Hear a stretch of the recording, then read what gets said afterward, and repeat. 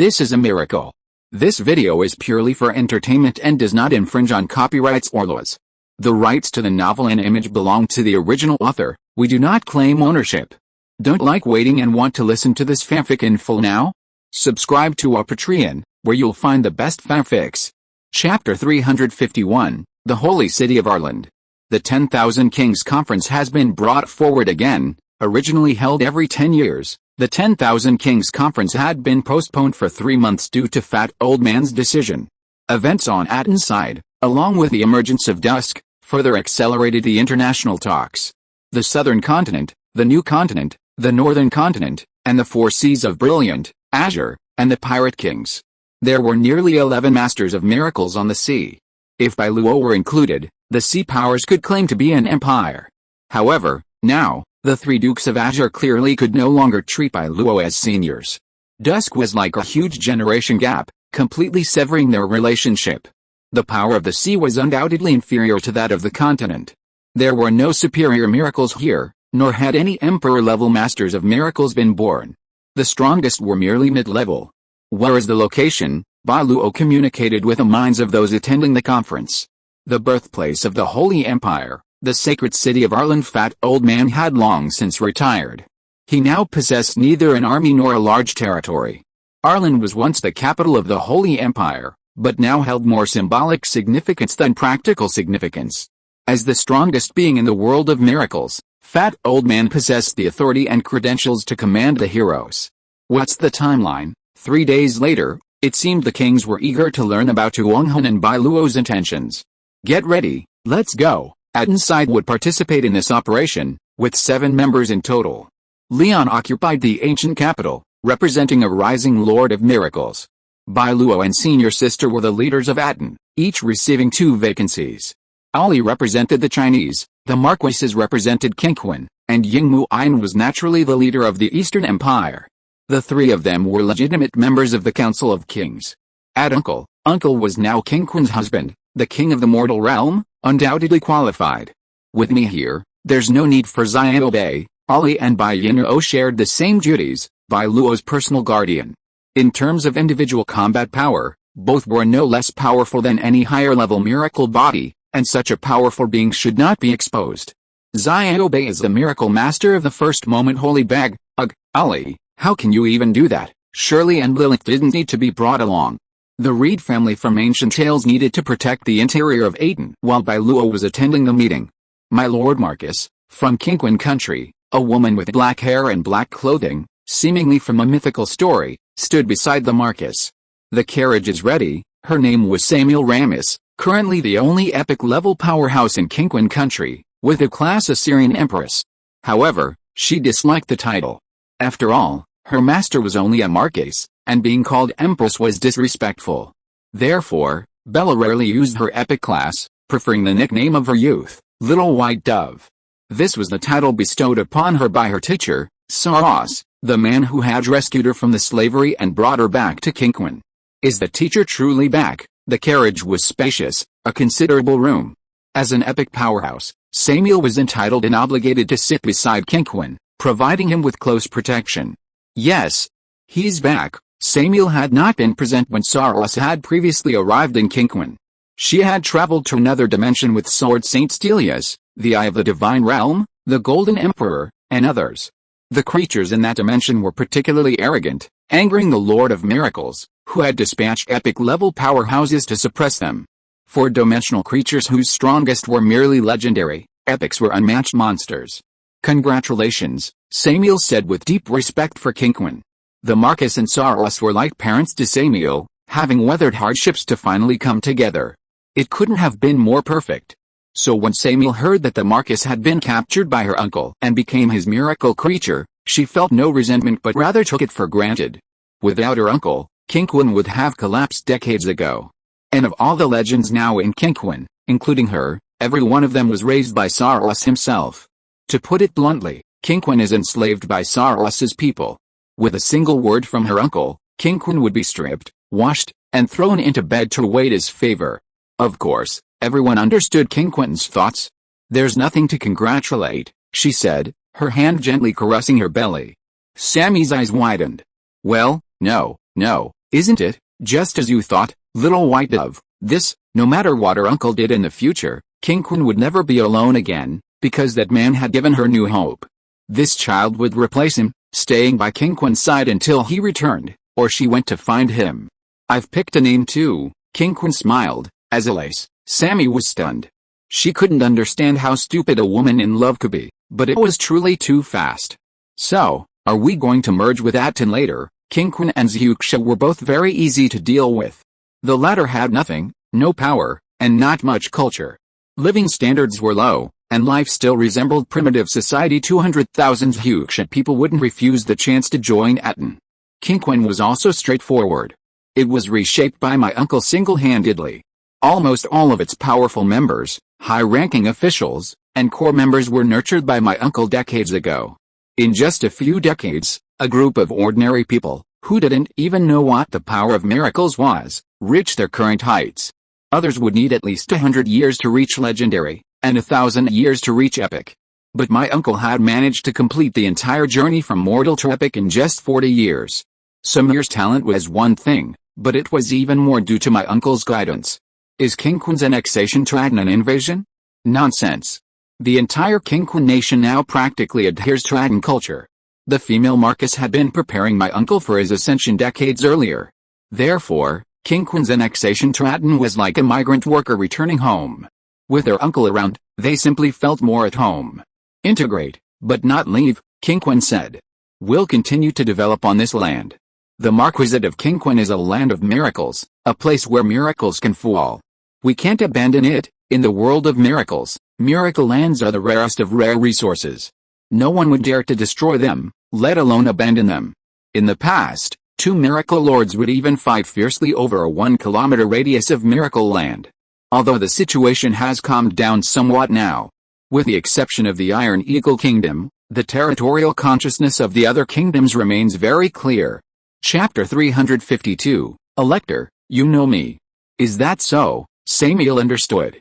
Then I should side with them at this meeting, right? Of course, the Lords of Miracles are more noble than gods, they bring their capable subordinates with them. Even if conflicts arise, they'll only clash among their own ranks. Let's go. On the Xiuxia side, Ali gathered everyone. She brought Xingbian and Change, two epic warriors, more than enough to help Bai Luo maintain his presence. I don't want to help them. Unlike the King Kun and Xiuxia nations, the Eastern Empire's attitude deeply troubled the Empress. Guangxin Wu refused to side with Atón, and Yingmu Yang was helpless. The Eastern Empress' personality was similar to Bai Luo's, outwardly tolerant but more gentle at home. When the little girl at home lost her temper, Yingmu Yang, as the head of the family, didn't know what to do. Alice, this was also why Yingmu Yang didn't want to bring more people. No one respected Bai Luo, and no one wanted to be his subjects. Little did she know, however, that Yingmu Yang ultimately loved her younger brother more. It was fine now, she wouldn't do anything. But if, one day, the people of the Eastern Empire began to rebel against Bai Luo, becoming a stumbling block to her younger brother's path, or even a threat to him, then Yingmu Yang would have to make a decision. For her younger brother, she wouldn't even risk her own life, let alone the people of Jiazhou in the Eastern Empire. The value of your existence lies in ensuring Bai Luo's possession of a great empire. If you can't do that, then why do you exist? Yingmu Yang would rather pretend she had left nothing behind in these 6,000 years than have her family fortune used as leverage to harm Bai Luo. I wouldn't die. Gongsun Wu's attitude, reflecting the unwavering resolve of all the people of Jiazhou, was unwavering. Why? Yingmu Yang was puzzled, for Gongsun Wu's stance was noticeably more assertive than before. Could it be? Suddenly, Yingmu Yang thought of a possibility. Feng boy, is it because of him? Feng Zai's status in the Eastern Empire was comparable to that of his uncle in Arden. His influence was immense, and he served as a teacher and guide for practically all the people of Jiazhou. The people of Jiazhou had all benefited from this man's kindness, and his words were sometimes more effective than Yingmu Yang's own. Your Majesty, the carriage is ready. Looking at the courtiers standing around, Yingmu Yang shook his head, but eventually got on the carriage. This is going to be troublesome. Feng Zai clearly had no intention of attending this meeting of kings, and why was he not going? Yingmu Yang could already foresee what the Eastern Empire would look like upon his return. As a companion, Feng Zai had foreseen everything, but as an enemy. Do you really have such low hopes for Bai Luo, considering the ancient emperor's words, combined with Feng Zai's prophecy, and considering the future Maya had seen, Feng Zai had likely also foreseen a portion of it. In such an apocalyptic scene, Ying Muiyan could imagine what Feng Zai would choose. My sisters and the others have already set off. In the Principality of Arden, Bai Luo and the others gathered there. Let's go too. The old uncle was familiar with the route to the holy city of Arland. During the 10,000 Kings Conference, time and space there were completely open. Holy city of Arland, swish, in a vast, opulent bathhouse. A man soaked in the hot springs, while behind him, graceful women draped in gauze cleansed his skin. They were nymphs, a miraculous offspring of elves and fairies dedicated to serving the gods. Your Majesty, the golden door swung open, and a tall, majestic woman, resembling a valkyrie, knelt on one knee. The Holy Emperor invites you in. Yes, I'll be right there. The Elector donned a pure white bathrobe, fastened it tightly, and then, with one hand under his ear, he tilted his head and bounced lightly. Would you like to wash, Minerva? Please be respectful. Minerva stepped forward, tugging at the Elector's white sash and heading out the door. Hey, clothes, don't force it, it's ripping. The Elector was completely helpless against the woman before him. She was his goddess of wisdom and war, both among the best in strategy and combat. Of course, it was mainly because she was too serious. No wonder many in the territory privately called her the Iron Maiden. With her temper, no one really liked her. This is the Holy Emperor's territory. You'll be meeting kings of your own rank. Are you going to meet them in a bathrobe? What does it matter? We have meetings all the time, so this one won't make a difference. The Elector was casual, the kind of bold individual who could wear slippers to accept an award at a major company's annual meeting instead of formal attire. People say you're descended from slavery. If you keep acting like this, won't you just confirm their suspicions? I was born a slave, huh? Oh. Facing Minerva's piercing gaze, the Elector curled his lips. Then what am I? Hero? Minerva, a great hero, who gained a miracle and became king. Isn't that fake? HMPH. Well, if Minerva wants to portray him that way, the Elector can't do anything about it. Are you here? Minerva quickly brought the Elector before the Holy Emperor, though she didn't leave. After all, the Holy Emperor was the most powerful in the world, and as a child of miracles, she didn't want the Elector to face such a monster alone. Fat old fool didn't care, simply asking Minerva what she wanted to drink. Is plain water enough? After entertaining Minerva, Fat old fool finally turned to the Elector. Can you tell me your attitude? The fat old man was dressed casually, wearing the flip-flops that Minerva hated so much. What do you want to do? You know me. The Elector had great respect for the fat old man. I'm a man without ambition. I have no interest in the country, power, or anything like that, but she does. The fat old man gestured to Minerva, who was sitting nearby. They all have. Well, there's nothing I can do about it. The Elector sat casually on the sofa, legs crossed, and shivered. This sight almost made Minerva jump up and hide him. What do you want to do by calling me here? The Elector, are you speaking for Saros? Yes, that's nonsense. The Elector shrugged. I saw that man's power firsthand. I don't have the confidence to fight him, Your Majesty. Minerva was unconvinced by this. She didn't think her uncle was truly invincible. Yet the Elector still felt the same way. He is a man capable of miracles. To call him a true miracle is no exaggeration. Anyone who challenges him will undoubtedly be defeated. The old uncle held a very high status in the hearts of the miracle kings, especially those of the miracle New World. Just like when the great pirate Sigrian was defeated by Bai Luo. He was unwilling to accept the defeat, but upon seeing the old uncle, he suddenly felt that his defeat was not to blame. Chapter 353 You should be the miracle masters of a place. So I can give you a promise, the Elector said. As long as Saros lives, I will never become an enemy of Atón. The Elector didn't mention any unforeseen circumstances, like what would happen if Atón attacked him first. That was impossible. Saros never made mistakes. He wouldn't let Bai Luo initiate an attack on him, even if there was some grudge between them. If Bai Luo wanted to avenge his elder sister's death at the hands of his uncle, Segunder, then his uncle would surely scheme to force the Elector to attack Bai Luo first. Only then would Bai Luo defeat the Elector, or even destroy him. Therefore, as long as the Elector refused to initiate an attack, Bai Luo would have no reason to fight him under such circumstances. I would very much hope he would become my enemy first. The Elector wasn't fond of intrigue, But that didn't mean he didn't understand it. Dusk, that's a world-destroying artifact. The mere title was enough to turn all the Lords of Miracles against Bai Luo. Instead of coming to me for a heart-to-heart talk, why not teach him how to present himself as a saint before the kings? Twilight is very dangerous, the Elector. If we're not careful, he could be the real trouble. With that, the Elector left without saying anything else, leading Minerva out. It had to be said that this exchange between the Elector and the fat old fool had truly surprised Minerva. You're so far-sighted. How come I didn't see that, huh? The Elector smiled faintly, unconcerned. There's so much you haven't noticed, Minerva. HMPH, Minerva grumbled. Instead of talking about that, why don't you change your clothes? No, just this one. What, wearing a bathrobe to a meeting? Is the Elector going crazy? Is this Ireland? In the square, Bai Luo and the others arrived early. The meeting was the day after tomorrow, and the presence was simply to show Atón's respect for the international talks. Arriving late, or even late, would have seemed impolite. However, I heard that the Far North Queen has always been like this. Her attitude is notoriously arrogant, and the kings are no strangers to it. Have you all been separated? Bai Luo wasn't accompanied by his uncle, because all the Lords of Miracles are independent. Alrund has a corresponding transmission mechanism, and they won't be grouped together just because you all came together. Your Highness, may I ask which country's ruler you are? At this moment, a woman with black hair and a black dress appeared before Bai Luo. I am the host of this conference, a subject of the Emperor of the Western Holy Empire. My name is Libero. Oh, hello, hello. Bai Luo didn't mind being separated. Alrund was a safe place. Besides, Bai Luo was also quite powerful.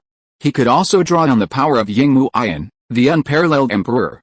So, in a real fight, apart from fat old fool, there were few in the world who could match him.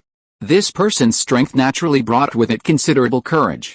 I am the Lord of Miracles of the Principality of Atón. The Principality of Atón. Leto had never heard of this country, perhaps it was too unknown.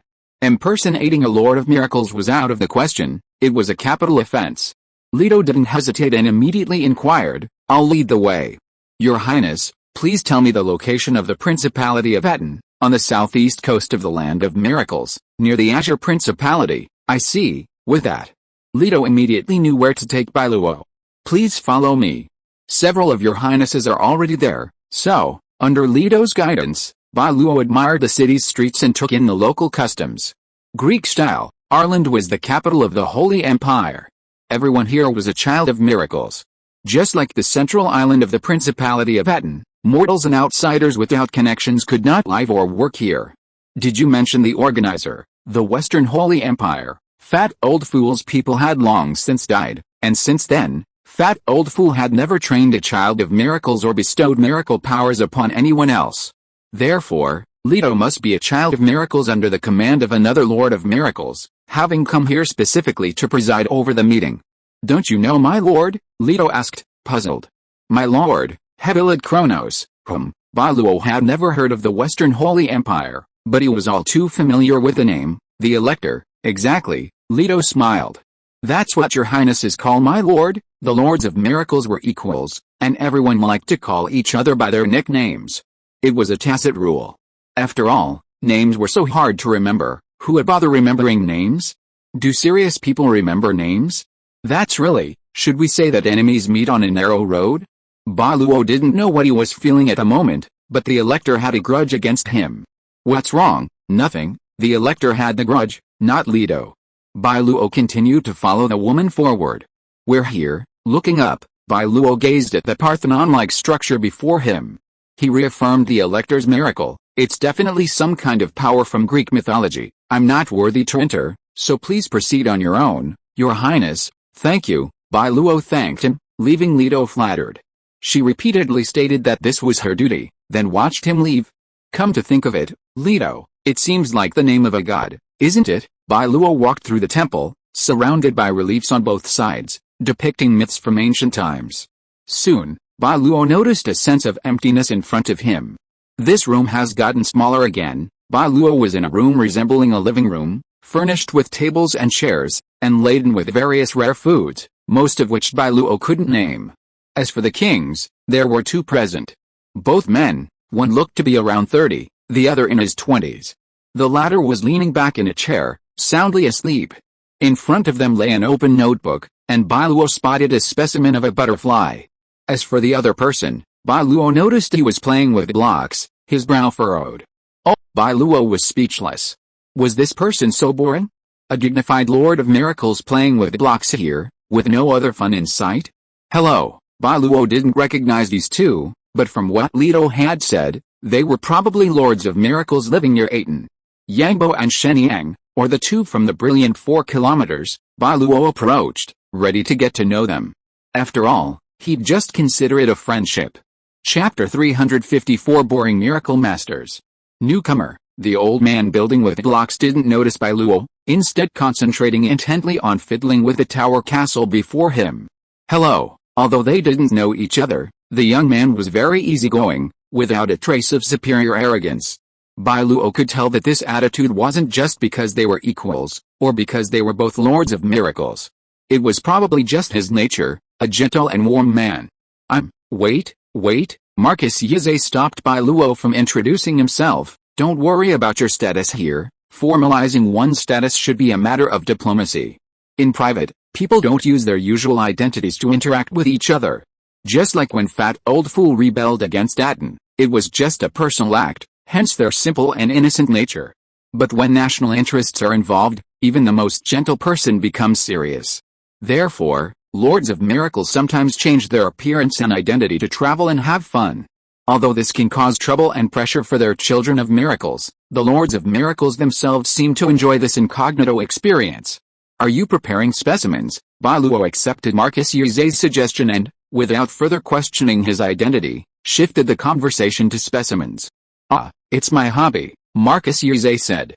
I believe that everything's ultimate height is determined from the moment it's born. Innateness. Bai Luo stroked his chin, neither confirming nor denying Marcus Yize's assertion.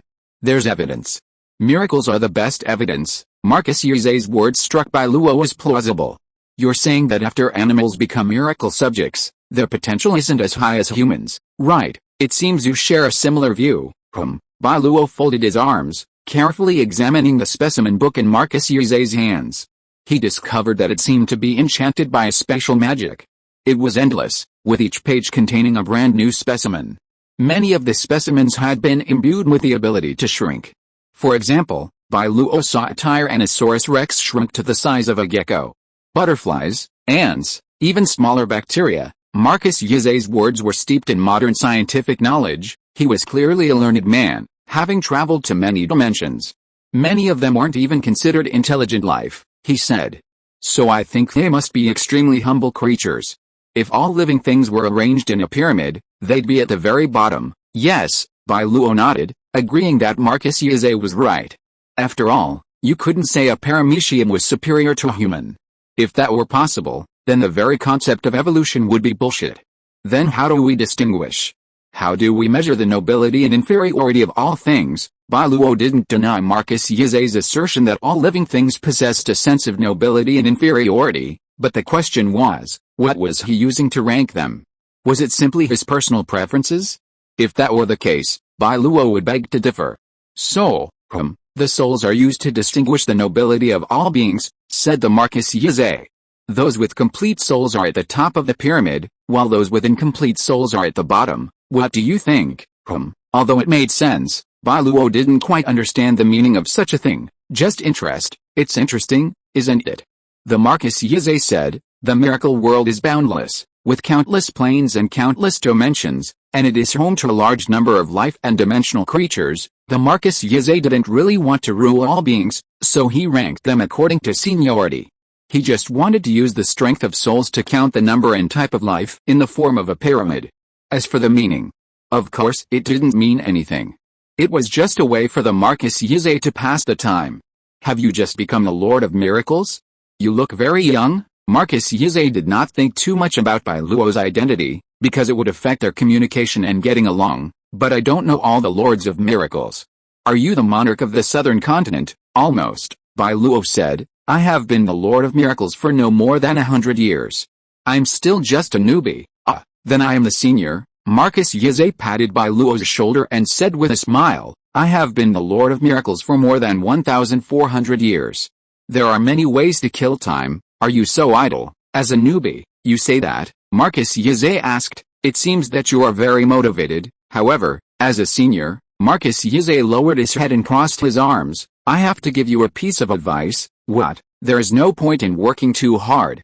It is better to lie down, Marcus Yze said. In today's world of miracles, the strongest are nothing more than those emperors and empresses, but with the exception of the Empress of the Far North, the other emperors are not domineering people. That might make you feel a sense of crisis, like entrusting your life to someone else, but that's all. Marcus Yze, I used to be like you, full of youthful vigor, but after living for hundreds of years, I realized that this world is actually quite meaningless. It's all monotonous, everything just keeps repeating itself. Freedom taken to the extreme can become a shackle, said Marcus Yze. If you have endless time to do something, you won't make sense of it, and you might even think, I can do it any time, so why not do it today? Every miracle lord has their own hobbies and interests. These give us motivation and purpose, and make us feel alive. Miracle lords are so powerful that they are more like gods than humans. Therefore, the more powerful a miracle lord is, the more they cherish their humanity. Because if even their humanity is gone, can they truly experience the original happiness? But you're still young, so you can't experience this kind of thing. In a few hundred years, we might have more in common. As the Marcus Yze was speaking, there was a sound of falling blocks nearby, followed by the wailing of the bearded uncle.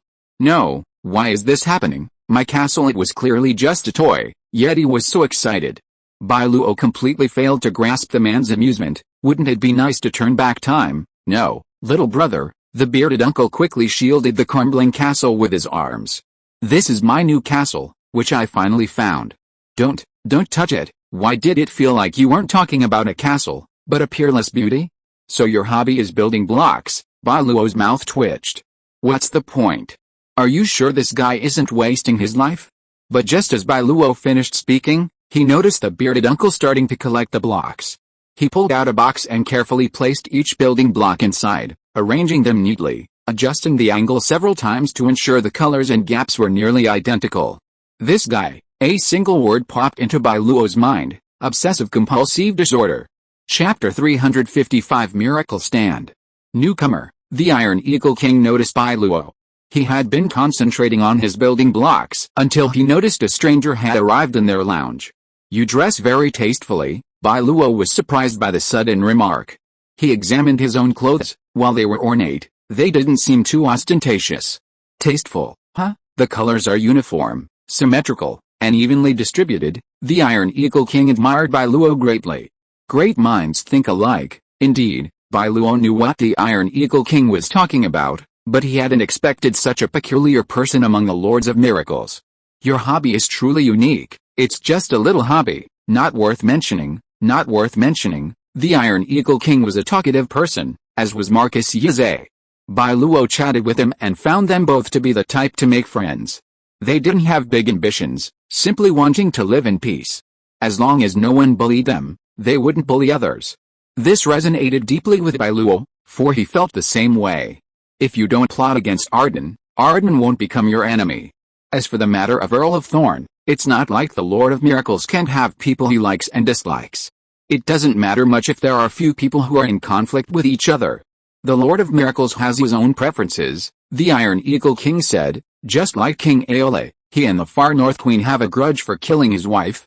This is an irreconcilable contradiction, but thousands of years have passed, and the Far North Queen has not destroyed Dong Aole, and Dong Aole can't do anything to the Far North Queen. As for the Lord of Miracles, he will occasionally get into trouble. The Iron Eagle King described the situation to Bai Luo. With the expansion of the country, the people under our command will more or less cause unconscious damage. Many times we do some wrong things unconsciously. For example, the miracle war affected an ordinary mountain village. Only one person survived in the village, and he happened to become the Lord of Miracles. The Iron Eagle King said, then this person will forge a blood feud with both sides of the miracle war. Yeah, Bai Luo could understand. He, the Iron Eagle King, and the Earl of Thorns were actually in this situation. Who has never done wrong things? We are not omniscient and omnipotent. Even true saints will offend people. Could the disputes in the miracle world be caused by this? The newcomer understands it very well, Marcus Yze. That's why. This is the root of all evil.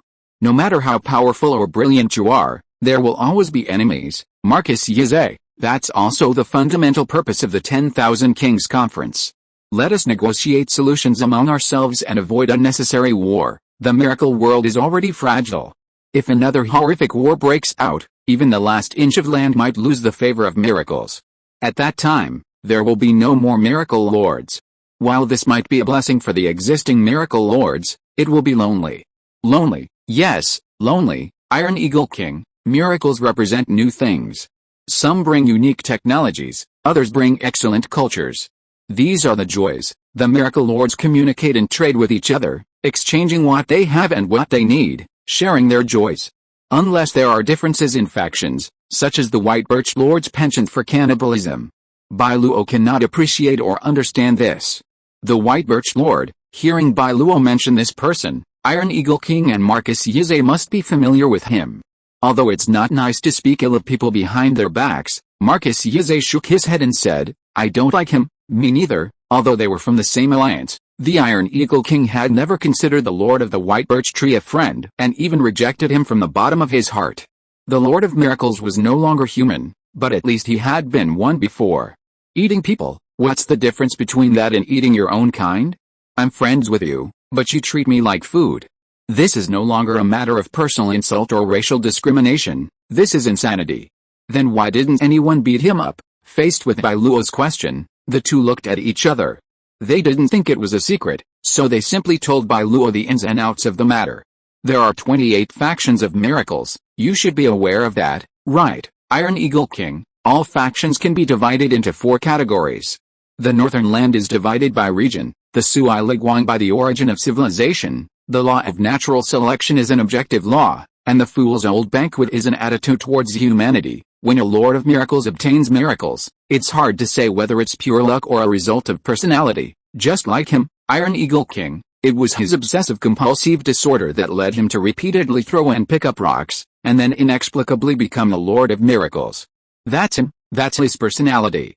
Those who obtain the Fool's Old Banquet are often murderous and have no moral compass. Of course, the true Fool's Old Banquet is another form, one based on a benevolent reversal of humanity, rather than simply treating reality and all living things as mere condiments for a feast.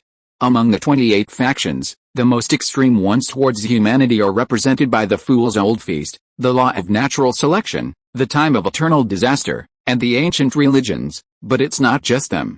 There are several factions that, from our perspective, are natural opposites, said the Marcus Yze. Because they are extremely evil, at least in my opinion, the miracles Bai Luo has obtained so far, with the exception of the Fool's Old Feast, can almost all be described as positive. However, Bai Luo has not seen the miracles of many factions, so he cannot make an accurate assessment. Why is the law of natural selection also harmful to humanity? Does Earl Thorn know about it? Of course, how could Bai Luo not know him? He had even fought him before. Miracles don't distinguish between good and evil, but from a human perspective, good and evil exist independently, said the Iron Eagle King. The Thorn's miracle is called covering the primal blanket, meaning the state from the inside out at the beginning of time. It is a miraculous creature, from the inside out. Simply put, it's the core, mantle, bottom layer, rocks, soil, grass, shrubs, forests, this type of manifestation from the inside out. It's far more than that, Iron Eagle King said. His miracle creatures can represent animals, plants, non-living things, and even water, air, and sunlight. With that said, Earl of Thorn's miracles should have great potential. Today, Bai Luo is very clear that the strength of miracles is not just a matter of high, medium, and low. Personal talent and qualifications will also affect the final result. Just like his uncle, you give him any miracle and he can become a god, because the Lord of Miracles is so awesome. Laws are determined by nature. Marcus Yze, the laws of nature have long been completed and are all here. As for the final result, let God decide. Chapter 356, Identity Exposed. Let fate decide.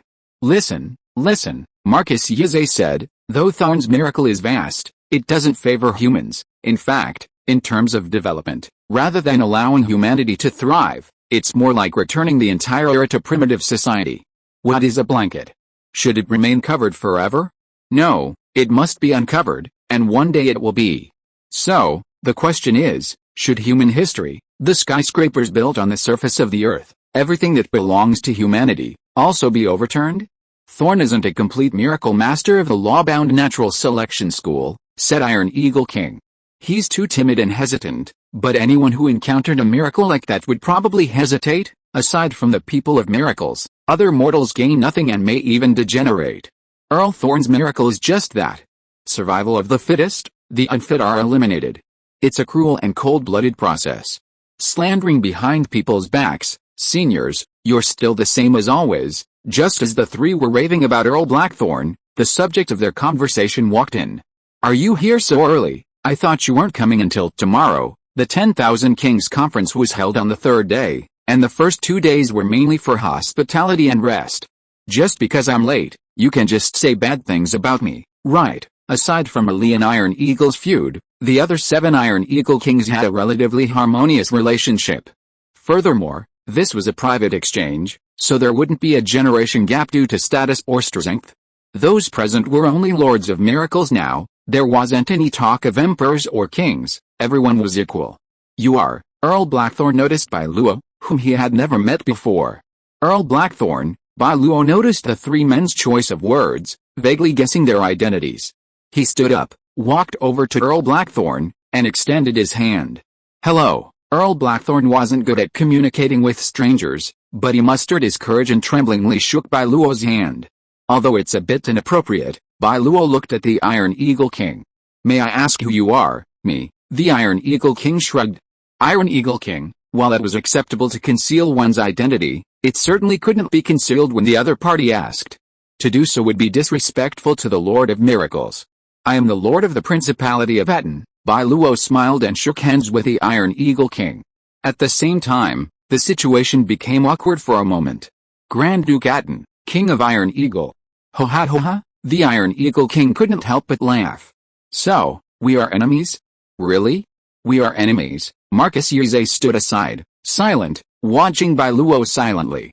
He hadn't expected such a coincidence that Bai Luo would actually come to their lounge. Was it a coincidence, or was it intentional? Well, it didn't really matter.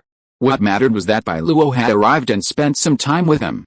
The Grand Duke of Arden, Earl of Thorns, looked at Bai Luo. You want the ancient capital? Why send troops to attack it? Why kill Teacher Lixu? Earl of Thorns' tone wasn't questioning, he simply didn't understand.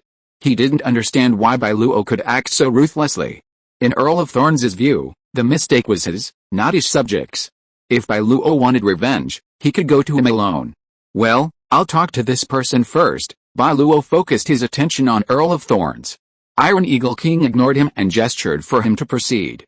After their previous exchange, Bai Luo and Iron Eagle King had gained a good understanding of each other's personalities and habits. Iron Eagle King didn't care much for formalities, and even when Bai Luo interrupted him or ignored him, he wouldn't get angry. Speaking of which, why are you shaking? Bai Luo noticed Earl of Thorns' condition. He wasn't in good shape. He was like that when he'd just shaken his hand. Even now, when he wasn't talking, he was trembling just standing in front of him. Was he afraid of him?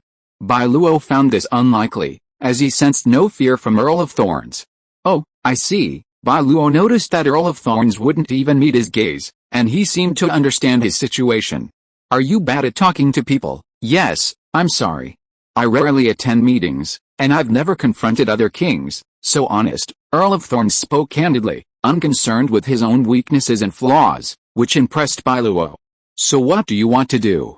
What's your attitude, or what do you expect of me? This wasn't a battlefield, but a diplomatic setting. Bai Luo positioned himself not as aggressive, but as confrontational. But Earl of Thorns had been the first to yield, and Bai Luo's continued pressure would seem like bullying. The custom of Arden was to challenge the strong, they never bullied the weak. I just hope you won't invade us again in the future. Before Bai Luo could say anything, Earl Thorn added, if you need land, I can give you all the miracle lands. Marcus Yze and King Iron Eagle were unfazed by these words, but Bai Luo was utterly astonished. This wasn't just a question of cowardice. If it were the case in the Principality of Atón, saying something like that would be nothing more than cowardice. What do you mean? Bai Luo couldn't understand Earl Thorn's train of thought. If I want it, you'll give it all. Yes, are you serious? The Lord of Miracles wasn't incapable of lying, he simply disdained it. And Earl Thorn had no record of going back on his word, so even if it was just a delaying tactic, Bai Luo was willing to trust him once. There was no harm anyway, even if Earl Thorn broke his promise, Bai Luo wouldn't lose anything. So, why not try diplomacy and secure all of Earl Thorn's miracle lands? Such a huge advantage, no need to fight, just by talking. Why not? You two didn't react when he said that. Bai Luo, you're the Iron Eagle King, right? The leader of the Iron Eagle Kingdom. Are you okay with that? I'm just the leader, the Iron Eagle King said. By the way, if possible, I don't really want to be the king. Oh, right, the Iron Eagle King added, if you're willing, you can join the Iron Eagle Kingdom. I'll even give you the position of Iron Eagle King. As for the title of Iron Eagle King, if you don't like it, then we can change it to the Kingdom of Atón, the Kingdom of Ad, or the Kingdom of Anden. Whatever you like. Before meeting these three Lords of Miracles, Bai Luo had always believed that the miracle world was dangerous and chaotic. But after this encounter and their conversation, Bai Luo vaguely felt that he was the one suffering from paranoia. Chapter 357, The kings are all scum, and the generals below are as numerous as clouds. What are you after? It's not us. Marcus Yze shook his head. It's our people. At that moment, Bai Luo suddenly felt like he and these three guys seemed to have a lot in common. The Lords of Miracles have fixed personalities. They aren't necessarily all visionary, ambitious, and powerful. Earl of Thorns, for example, is just a kind and gentle older brother next door. Marcus Yze is a scholar with a thirst for knowledge, a traveler, and a botanist. And then there's King Iron Eagle, who's actually quite adept at housework. His uncles claim that King Iron Eagle was once a gangster isn't entirely true. King Iron Eagle certainly didn't have an education, but he grew up eating out at various homes, adopting many orphans as a teenager. He handled everything from laundry and cooking to household chores. To keep everyone alive, this man cultivated the habits of careful budgeting and thriftiness. But such a person is simply unfit to be a king. He can't lead troops in battle, nor does he know how to govern a country or develop culture. Yet, just because the Iron Eagle King lacked talent didn't mean his people of miracles were incompetent. They were exceptional, and if they produced a living saint or a renowned general, it would bring about earth-shaking changes to the entire nation. In comparison, what was the Lord of Miracles? Just a mascot. The Earl of Thorns, the autistic brother next door. The Iron Eagle King, the obsessive-compulsive housekeeper. The Marquis of Yze, the ordinary observer with a collecting addiction. What kind of enemy am I fighting? Bai Luo facepalmed, feeling completely idiotic. The formidable opponents he had once imagined were now nothing more than a trio of scumbags. Would defeating them truly bring any sense of accomplishment? The Child of Miracles, Bai Luo said, there's no inherent conflict between the kings, but the enmity between their subordinates ultimately led to a bitter feud between the two nations. Thinking about it, it seemed quite plausible. If a king loved his people like his own children, how could he watch them die on the battlefield? You have to understand that this isn't the ancient past. Lifespans are limited, and death is inevitable. Considering the future of future generations, they bravely sacrifice themselves to protect their homeland. But the people of Miracle Kingdom possess eternal life. Bai Luo should let them enjoy life, not die now. They could live 1,000,000 years, but only lived for a few decades before perishing at the hands of the enemy. Is this truly loving care? He demands they sacrifice everything for the king's selfish desires. You should feel that, right? That sense of being forced, the Iron Eagle King said. The Atón people have a grudge against me, but is it really a grudge? The Iron Eagles are Atón people. The Atón kingdom was once unpopular, yet it still relied on a patriarchal system to maintain its supremacy. What the Iron Eagle King said was true. The Atón kingdom was indeed resented by both the people and the people. The 7 kings of Atón died 200 years ago, and since then, the so-called aristocracy has ruled the country. It's easy to imagine how these idiots, with their minds full of fat, abuse the people of this country. In this regard, the Iron Eagle King did nothing wrong. He was a hero. Are you trying to say we have no grudges? No, the Iron Eagle King shook his head, saying, I consulted the Marquis of Shiansi about your matter. It's my fault, the persecution of the Atonians, the wanted order, and even the widespread search for them. The Iron Eagle King wasn't directly involved, but his 4 titans had actually issued such orders. Believe it or not, I don't want to annihilate the old Atonians. What a pity, the Iron Eagle King, it's useless. I have no say in the Iron Eagle Kingdom. Bai Luo frowned deeply. He didn't doubt the Iron Eagle King's words, because no one could lie before a miracle. Have you been sidelined? If I want my power back, I can at any time. The Iron Eagle King was the Lord of Miracles. When he issued an order, the 4 titans dared not resist. No matter how willful, they would obey unconditionally. But the Iron Eagle King knew his limitations. He didn't dare to get involved in politics, let alone the military. Outsiders say the will of the Lord of Miracles guides the nation's direction. How ridiculous, Marcus Yze said, we're merely being forced forward by the wishes of our people. If I truly must express a wish, I simply hope that the children remain safe and sound. These 4 words truly resonated with Bai Luo, Jingsi, and the Iron Eagle King. As the head of a family, who would wish for the children's death? Fortunately, the miracle world is vast and boundless, said the Iron Eagle King. They want to demonstrate their power, so I'll allow them to conquer the infinite dimensions and conquer the material plane, but I won't allow them to challenge any Lord of Miracles. That's too dangerous. At this point, Bai Luo felt they seemed to have strayed from the point, even somewhat changing the subject. You're saying I shouldn't seek revenge against you, that the people should resolve their problems themselves. The Lord of Miracles wouldn't intervene in a war, leaving the people of Miracles to fight each other. Because the people didn't carry the Lord of Miracles' will, their revenge, even if it pained the Lord of Miracles, was understandable. Suppose Abaddon and the wolf remaining sword Saint Stelias have a feud, and the 2 have reached a deadly stand. Then, in a fair duel between the 2, Abaddon dies at Stelias's hands. What would Bai Luo do? They didn't resort to underhanded tactics, both sides fought at their best. For the Atonians, this was a battle of honor. Even if they died, they would die without regrets. This was Abaddon's choice. If Bai Luo used this as an excuse to start a war, he would be insulting the child's decision and denying the destination he had chosen. This is also our unspoken rule, said the Iron Eagle King. If anyone on either side surrenders, the victor may not kill them. Of course, these surrendered soldiers would not be released directly. Instead, they would be used to negotiate the most extensive bargain with the opposing miracle lord.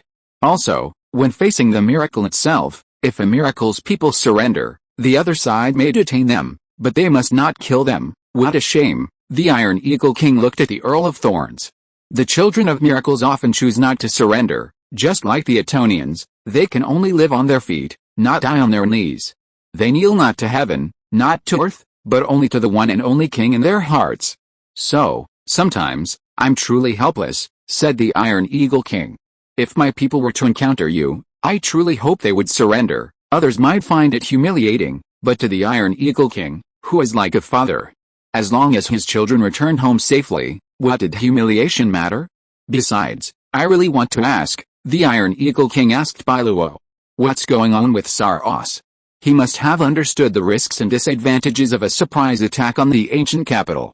Did he tell you about the asymmetric agreement regarding the miracle body? The miracle body theoretically cannot be used. Once it is used, if the opponent lacks a miracle body, no matter how successful the attack, it will be invalidated. Yes, invalid. Leon's direct attack on the ancient capital was theoretically not legally recognized by the other kings. Yet, Bai Luo acted precisely under the knowledge of this. Because Bai Luo had not yet signed the asymmetric agreement, he could exploit this loophole. If you're listening to this novel on a channel other than Fanfic World, it means they downloaded and uploaded it without effort. We cordially invite you to visit our channel, Mundo Fanfic Novelis. There you'll find the original version of this story and you can explore many other novels of various genres. We're waiting for you to immerse yourself in a world of incredible novels. Chapter 358 I Can Go Too. You once killed my family, and I killed yours. Now the vengeance is yours again, Bai Luo asked. Do you intend to continue to be my enemy, or let it go? Bai Luo actually hoped that Earl Thorn would let it go, because that would allow him to focus on the Elector. He was the culprit who persecuted the Atón family, bringing tragedy to Atón village and Bai Luo's parents. Furthermore, Earl Thorn's problem was close at hand, and Bai Luo was worried about what he might do. After all, Bai Luo's condition was unstable at the moment, and he feared he would go to extremes and bring back the dusk. If that came to pass, Mai's tragic prophecy would surely come true. If I surrender, will you spare my people? Earl Thorn asked Bai Luo, wanting to know his attitude, whether he intended to kill them all or was open to negotiation. The death of Lixushan Xianzhe had saddened and angered Earl Thorn, But Bai Luo had a legitimate reason to seek revenge for his people. General Dong sacrificed himself, hoping to sever the chain of hatred. That was it. Both Earl of Thorn and Bai Luo sensed the old man's attitude, and so they chose to sit down and have a proper conversation. However, Earl of Thorn was weak, unable to negotiate any terms with Bai Luo. His position was clear: if Bai Luo wanted his territory, he would give him the entire Thorn territory. While others cared about the land of miracles, Earl of Thorn was indifferent. To him, the lives of his people far outweighed land and honor. Can you really leave? After hearing their words, Bai Luo felt that King Iron Eagle and Marcus Yeze were right. How could he not be influenced by the Atón culture? Earl of Thorn hesitated. Really? Is that so? From the perspective of the Lord of Miracles, Bai Luo had forgiven Earl of Thorn. But his forgiveness did not guarantee the same from the Atón clan. Therefore, peace between the Principality of Atón and the Kingdom of Thorns was doomed to fail. Sooner or later, they would have to fight, and people would die. As for when it would end, that was unknown. Perhaps hundreds of years, perhaps thousands of years. Fortunately, Bai Luo gave a clear answer: he would not attack the Thorns again, nor would he send his own miracle to bully the weak. If the Atón clan wanted revenge, that was their own business. You're a good person, Bai Luo believed, because in this man, Bai Luo saw a warm sunshine without a trace of haze. It was impossible for the Earl of Thorns to massacre a village. Every wrong has its perpetrator, every debt has its creditor. Bai Luo, the feud between you and me has come to an end for now, but the Atón people escaped from the Thorn territory. You once oppressed us, that's an indisputable fact, so you want us to live in peace? Bai Luo shook his head. Absolutely not. I understand. Actually, this was already a good thing. Bai Luo no longer invaded him, which made Earl Thorn breathe a sigh of relief. Then Thorn will be safe at this meeting. Earl Thorn had originally intended to ask Bai Luo what he intended to do at the 10,000 Kings conference. He hadn't expected them to meet beforehand. Not only was Earl Thorn relieved, but Bai Luo was also relieved.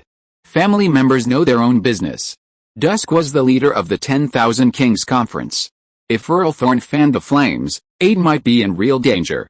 Can Iron Eagle and Atón reconcile? Iron Eagle King, your terms are yours. I'm not leaving Atón. I only want the ancient capital, Bai Luo said, so there's nothing to trouble you with. This was a disguised rejection. Bai Luo could have any relationship with any Lord of Miracles. As for the Iron Eagle Kingdom, Bai Luo himself didn't care. They could be friends, so be it. But the Atón clan would never readily agree to an alliance between the two nations. That's truly a shame. Bai Luo remained in the Iron Eagle Kingdom's lounge. Between the kings alone, they had already reconciled. For the moment, they forgot their identities and simply appraised each other's interests as if they were a club of enthusiasts. Brother, an old man entered a courtyard somewhere in the holy city of Valand. In the garden, a fat old fool was leisurely fiddling with thumb-sized fountain elves. Saros, fat old fool turned around, realizing it was the old man. He jumped up in surprise, wanting to hug him. Why are you here? You came to see me right away. I'm so touched. Wait a minute. The old man tamed fat old fool's enthusiasm. He was just like that. Normally serious, but when he met Saros, he instantly transformed into a silly, adorable fat kid. What's wrong? Fat old man was puzzled. The uncle asked, you separated us. What do you mean separated? Fat old man said, there are so many miracles in Atón. I assigned you to the same place. Bai Luo was like Yingbei's Hao back then, both chosen ones capable of obtaining numerous miracles. Fat old man had long suspected this, so to avoid suspicion, he had placed them together. But according to the uncle, it didn't seem like they were put together. What was going on? Someone tampered with you and separated you, fat old man. Why? What's the point? Iran was naturally under fat old man's control, but in reality, there was someone with equal authority, the organizer of this holy empire event, the elector. Not him, absolutely not, fat old man said. If it was that guy, he wouldn't have been able to do anything without me reacting, but if it wasn't the elector, then someone had actually managed to bypass fat old man's control and perception, teleporting Bai Luo and the others separately. This person's strength was definitely not inferior to fat old man's. You guessed it, seeing his uncle's silence, the fat old fool immediately knew his uncle had a guess. Who is it? They're taking action so quickly. The uncle didn't reveal the person's identity, but who she was self-evident. Who else but the Queen of Avalon could pull such a move? You're finally back, big sister. Within the magnificent, temple-like space, the Elector, who should have been sitting on the throne, knelt on the ground. His eyes were slightly excited, even with a hint of tears. If you hadn't come, I really wouldn't have the confidence to suppress those guys. Thank you for your hard work, little Dumoulin. Isifia passed by the Elector, patted his head, and then sat down on the throne that had belonged to him very naturally. This familiar gesture reassured the Elector. The Queen had truly returned. She was still herself, just as before. It's my duty, the Elector rose. But please don't call me by that name. I am now the Holy Elector, between the Dumoulin, hidden in darkness, and the dissolute and free-spirited Elector, who truly was him? Perhaps only he knew. But why did you return only now? The Elector was perplexed. After all, could a being as great as the Queen of Avalon truly be moved or troubled by anything? While I understand you have your own private life, the Elector held his sword in his hand. He spoke bluntly, but we still have things to do, don't we? It's good that you're back. Isifia rested her head on her hand, as if she were saying something indifferent. Though Sargonder's dead, Athen still exists. Honestly, even I only have a 60% chance of success against Athen. The Elector knew who these two were referring to, but he didn't care. In his heart, Isifia is the strongest. Athen, Sargonder, were no match for her. You came to see me. Does this mean the plan will start? No, Isifia said casually, I just want to see you and reassure you. By the way, I want to tell you not to interfere in Adon's affairs for the time being. You have already brought dusk here. Is it really appropriate to say such things? The Elector, once dusk falls into his hands, he will sooner or later set himself on fire. I don't need to do anything. He will have no choice but to go to a dead end. At this point, the Elector sighed. Sometimes, I really think you are cruel. After all, he is the king, right? If the king is still alive, Isifia, how can the queen be the master of the house? Hiss. The Elector took a breath. This is what women are like. They are really scary. She was affectionate with you in bed 1 second, and she stabbed you to death in the next second. Okay, I'll come back if I need anything later, Isifia said, preparing to leave. The Elector frowned slightly. So soon? What's the plan? What's next? Wait, the Elector, that's it. That's all, the time isn't right yet, Isifia said. When the time comes, you'll know. Although the Elector found it a little strange, she was the Queen of Avalon after all, and he didn't dare to presume on her wisdom and thoughts. Goodbye. The Elector didn't see her off, because it was too strange for the Queen of Arden to walk with him. A private meeting was fine, but in a formal setting, they were strangers who didn't know each other. However, the Elector didn't know that as Isifia left with her back to him, her lips curled slightly. That's right, the senior sister snorted inwardly, internally disdainful of the so-called Queen of Avalon. You can backstab me, and I can do the same. Chapter 359. The only rival who can rival the Queen. I just feel like something's off. The Elector was silent for a long moment. But no matter how he looked at it, the Queen was the Queen. There was no way he could mistake her. It was like when a miracle citizen meets the master of miracles, that feeling that it's him, there was no mistaking it. Never mind, the Elector decided to stay put. Before the Queen's arrival, he'd needed to manage the trading house and maintain relationships with the traders. But now, with the Queen back, they couldn't possibly rise above it. It'll be easy from now on, the Elector declared, finally free to act recklessly. No one can match the Queen. Even Nation Reborn would be defeated by her. Are you trying to interrupt me? The senior sister's expression suddenly changed as she walked. She had a cold and aloof disposition, not good at expressing her feelings, so she was always icy, like a flower from a mountaintop that was not to be touched. However, Isifia was different. The Queen always wore a gentle smile, as soft and warm as a loving mother. Of course, one could imagine how much kindness was hidden in that smile. Unseen by anyone, this is the Queen's true strength.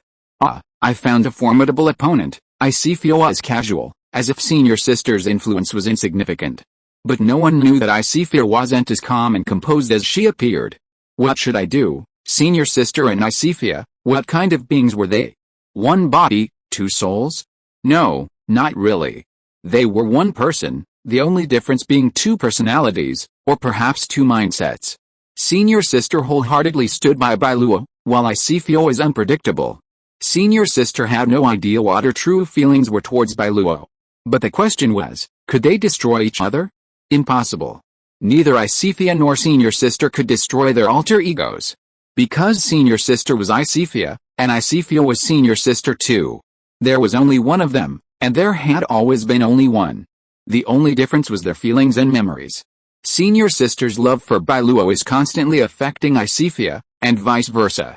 Isifia's wisdom and strength are also eroding senior sister.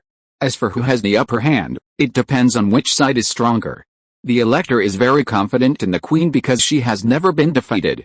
No matter how great the philosopher is, in the end, they are all defeated by Isifia. Even if it is Atón, who is known as the most ancient philosopher, Isifia has absolute confidence in defeating him. Atón, you are really worthy of you. The most ancient philosopher is a man of great wisdom. He knew that he was no match for Isifia, so he found a being who could threaten her. That's right, senior sister. Yes, no one can defeat the legendary Queen of Avalon, so can the Queen of Avalon defeat herself? Interesting, truly interesting, Isifia said, stroking her forehead with a slightly pained expression. She smiled wryly. I never thought I'd one day become my own rival. The Queen was clearly plotting against Bai Luo and Atón, but senior sister would never allow that to happen. If the Queen were the mastermind of the previous life, a chess player reincarnated as senior sister, would senior sister allow herself to be controlled by another? With senior sister's pride, how could she accept that so-called plan? Even if it were a plan she had once personally orchestrated, senior sister would say no, no one can order me around. Get out. Her expression changed again, and senior sister regained control. No matter how many times, I will oppose you. Their memories had begun to merge, and senior sister had learned many secrets, which was the very reason she could manipulate the electors as the Queen. Isifia, senior sister held the advantage over the Queen, for the Queen was merely a memory, while senior sister was the real person. Memories kept resurfacing, battering senior sister's will and soul. But as long as she persevered and refused to be swayed by the Queen, she would ultimately triumph. The Queen, with her meticulous planning, could never have imagined that her next life would take a different path. No, she certainly had. The Queen couldn't have been without a backup plan. She wouldn't have put herself in such a predicament. Then, she encountered her uncle. Are you okay? Upon seeing senior sister's return, the uncle asked, who are you now, Fia, or the Queen? I am. Though it was just 2 words, the uncle knew she was his daughter, not the unfathomable Queen of Avalon. I'm sorry, I can't offer you more help. Upon first meeting the Queen, the uncle had done nothing, sensing her formidable presence. Even he wasn't confident he could defeat such a figure. But that didn't matter, for the uncle knew exactly who was the Queen's match, who was worthy of her adversary. Senior sister had been personally nurtured by the uncle, and he knew her character all too well. She wouldn't admit defeat, and certainly wouldn't be defeated by a mere queen. The old uncle had faith in his daughter, convinced she would rise again and reclaim her sovereignty. I went to see the Elector, and he's Dumoulin. Oh, the old uncle smiled. Are you, in fact, turning the tables? It works well with the Elector, but with her, senior sister said helplessly, I'm afraid I'll soon become passive. Now I understand why you said that when you first met me. Senior sister had once been a villain, her nature not unlike that of the Queen, possessive, domineering, cold, calculating, and a master of acting. But none of this worked for the old uncle. The first time Saros met senior sister, he revealed her true nature. You're better than everyone else, but is that really a good thing? A powerful life can be lonely and desolate. While senior sister wasn't as powerful as the old uncle in her teenage years, she was progressing rapidly, and even the old uncle was startled by her aura and potential. Sooner or later, you'll surpass me, become even stronger than me. This was the old uncle's assessment of senior sister, and also a genuine fear. Change is subtle and gradual. Besides the initial suppression of her by her uncle, the turning point that caused senior sister and the Queen to fall apart was the appearance of Bai Luo. Bai Luo was senior sister's weak spot, but also her most important person. If the Queen attempted to scheme against him, senior sister would surely fight to the bitter end, even repudiating all her schemes and forging her own path. It must be said that Atón lived up to the title of ancient sage bestowed upon her by the heroic spirits. According to the Queen's memories, she had already planned everything. Senior sister should not have existed, because even if the Queen were truly reincarnated, she would retain her memories perfectly, rather than becoming a completely different person as she is now. So, What caused the discrepancy between senior sister and the queen? It was this Atón. As for who Atón was, whether he actually existed, or whether he was a person, the senior sisters had no idea. They only knew that if Atón truly existed, then senior sister believed that her uncle was the ultimate wisdom revered by the heroic spirits, the ancient sage. Atón, me, the old uncle shook his head and said, I don't deserve such a respectful title. I just happened to make you change a little bit, that's all. Chapter 360. Only one person. The old uncle remained as modest as ever. But senior sister also knew he wasn't some kind of Atón, much less could he have foreseen the queen's arrival. The old uncle simply sensed senior sister's aloofness and did his best to change her. It's because of your efforts, senior sister said, that I chose to fight, not become like her. Without the old uncle, senior sister's personality and thoughts would likely mirror the queen's, and she wouldn't be where she is now. What about Bai Luo? I'll tell him my plans, senior sister said, never intending to hide anything from Bai Luo. But I can guess his reaction. It's too dangerous, I'm worried, they don't need to take such a big risk. That's what Bai Luo would say. But the trading houses, hidden in the shadows, are Bai Luo's greatest threat. By comparison, men like King Aole and King Tiang aren't inadequately powerful, but rather they have no inherent reason to be enemies of Atón and Bai Luo. In other words, turning them into allies is far more valuable than turning them into enemies. There are nearly 200 Lords of Miracles worldwide, senior sister said. According to the Queen's plan, many of them have already joined the trading house. Of course, the Lords of Miracles are proud kings. They would never obey the orders of the trading house. Most of them just use each other. They are the enemy, they have different positions, but it is precisely because of their different positions that they become enemies. Senior sister went to the trading house to find out who they really are. Just like Dumuin's true identity is the elector, what about the others?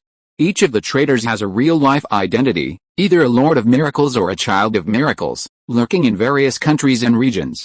Such a force is truly dangerous. Each one is a time bomb, and any detonation would unleash unimaginable disaster.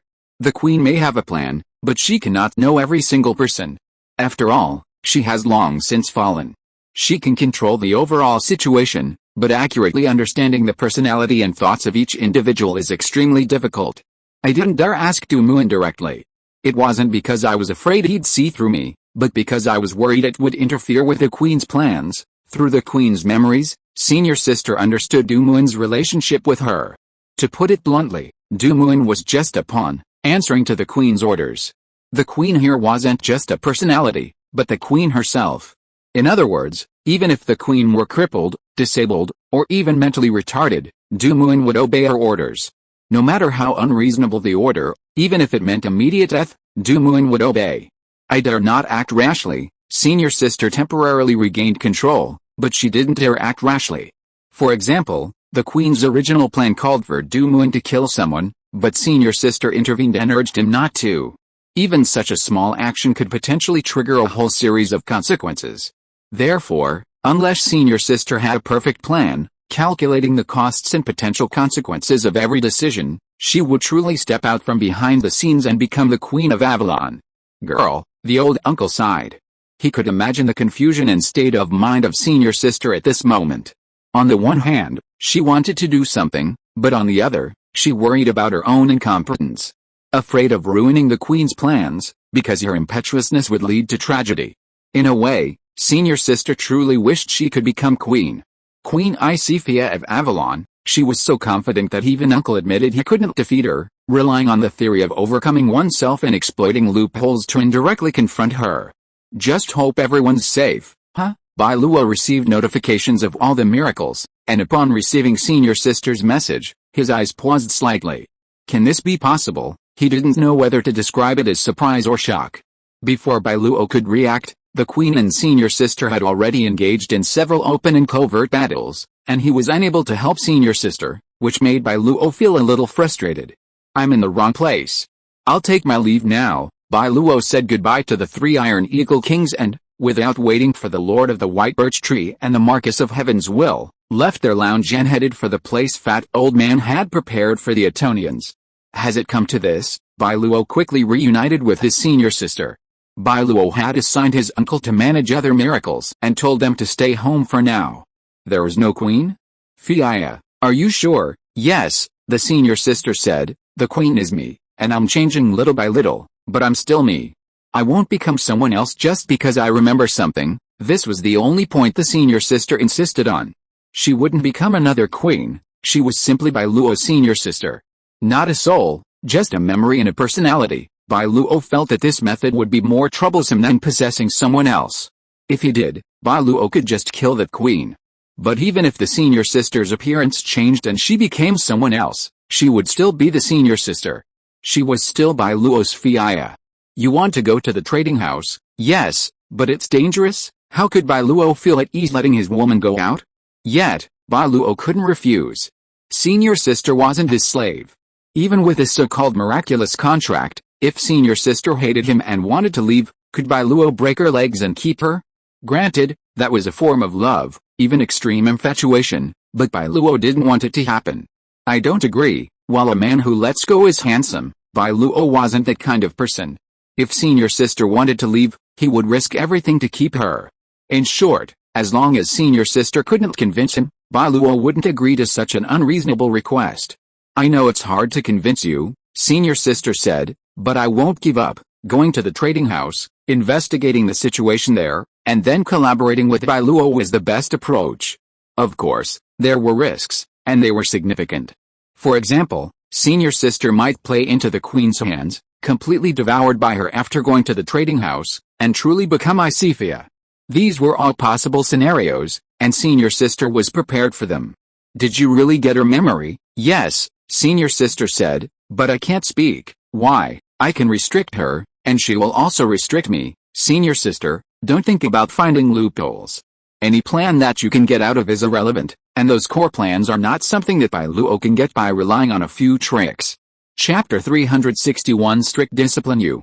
On their first day in Ireland, the miracles under Bai Luo's command each chose their own side. Ali went to the Iron Eagle King's lounge, where Bai Luo had previously been. Her relationship with the Iron Eagle King remained unfavorable, with their encounters becoming increasingly contentious. However, the relationship between Earl Thorn and Bai Luo had improved somewhat, much to Ali's relief. Otherwise, Ali would have been deeply troubled if Thorn had challenged his lord at the 10,000 Kings Conference. Marcus Kinquin arrived earlier but didn't immediately head to the Iron Eagle Lounge. Instead, he went to Zengai. She and Queen Kane were both miracle lords of the same era, having fought together against the Far North Empress, making them considered comrades in arms. Kinquin also wanted to help Bai Luo gauge Queen Kane's stance. According to his uncle's plan, only a few of the miracle kings truly held sway. The powerful empires, kingdoms, and principalities remained largely fixed. For example, Wei Lan and Brilliant, due to their relatively weak strength, had little say. The same goes for the King of the Four Seas. Compared to the likes of the Far North and the Eastern Empress, he barely ranks above the rest, merely a junior master of miracles, having predated Bai Luo by a few hundred years. In contrast, the three kings of the mountains, King Aole, King Sky, and King of the Mountains, and Queen Kane and King Starry Night, among others, are the ones Bai Luo needs to consider in this meeting. Iron Eagle will essentially have no chance to speak again. King Iron Eagle won't rashly challenge Bai Luo. Earl Thorn has privately agreed that King Quinn and Ali are his own people, while the Marquis Yize is a nobody. The only potential troublemaker is the Marquis of Heavenly Whale. She's a prophet, and keeping someone like her alive would be a real nuisance. Unfortunately, there's more than one prophet among the kings, and Bai Luo can't kill them all by just killing one, so there's no need to kill the Marquis of Heavenly Whale. Going out for a walk, it was the second day of the king's gathering, and the formal meeting was scheduled for tomorrow evening, when all the kings would gather. Walk? Now, Bai Luo looked at the old uncle, unsure of what he wanted. Last night, Bai Luo and his senior sister had argued all night. The end result, naturally, was sex. That was the good thing about the miracle world, one could return to their own territory at any time. In their own world, the supreme miracle was the will of the world, the absolute ruler. The senior sister had also come to her senses. She used to be very shy and timid. But the Queen's incident had instilled in her a sense of crisis, and she had become much more proactive, especially when it came to conceiving a child. She couldn't wait to have a child with Bai Luo.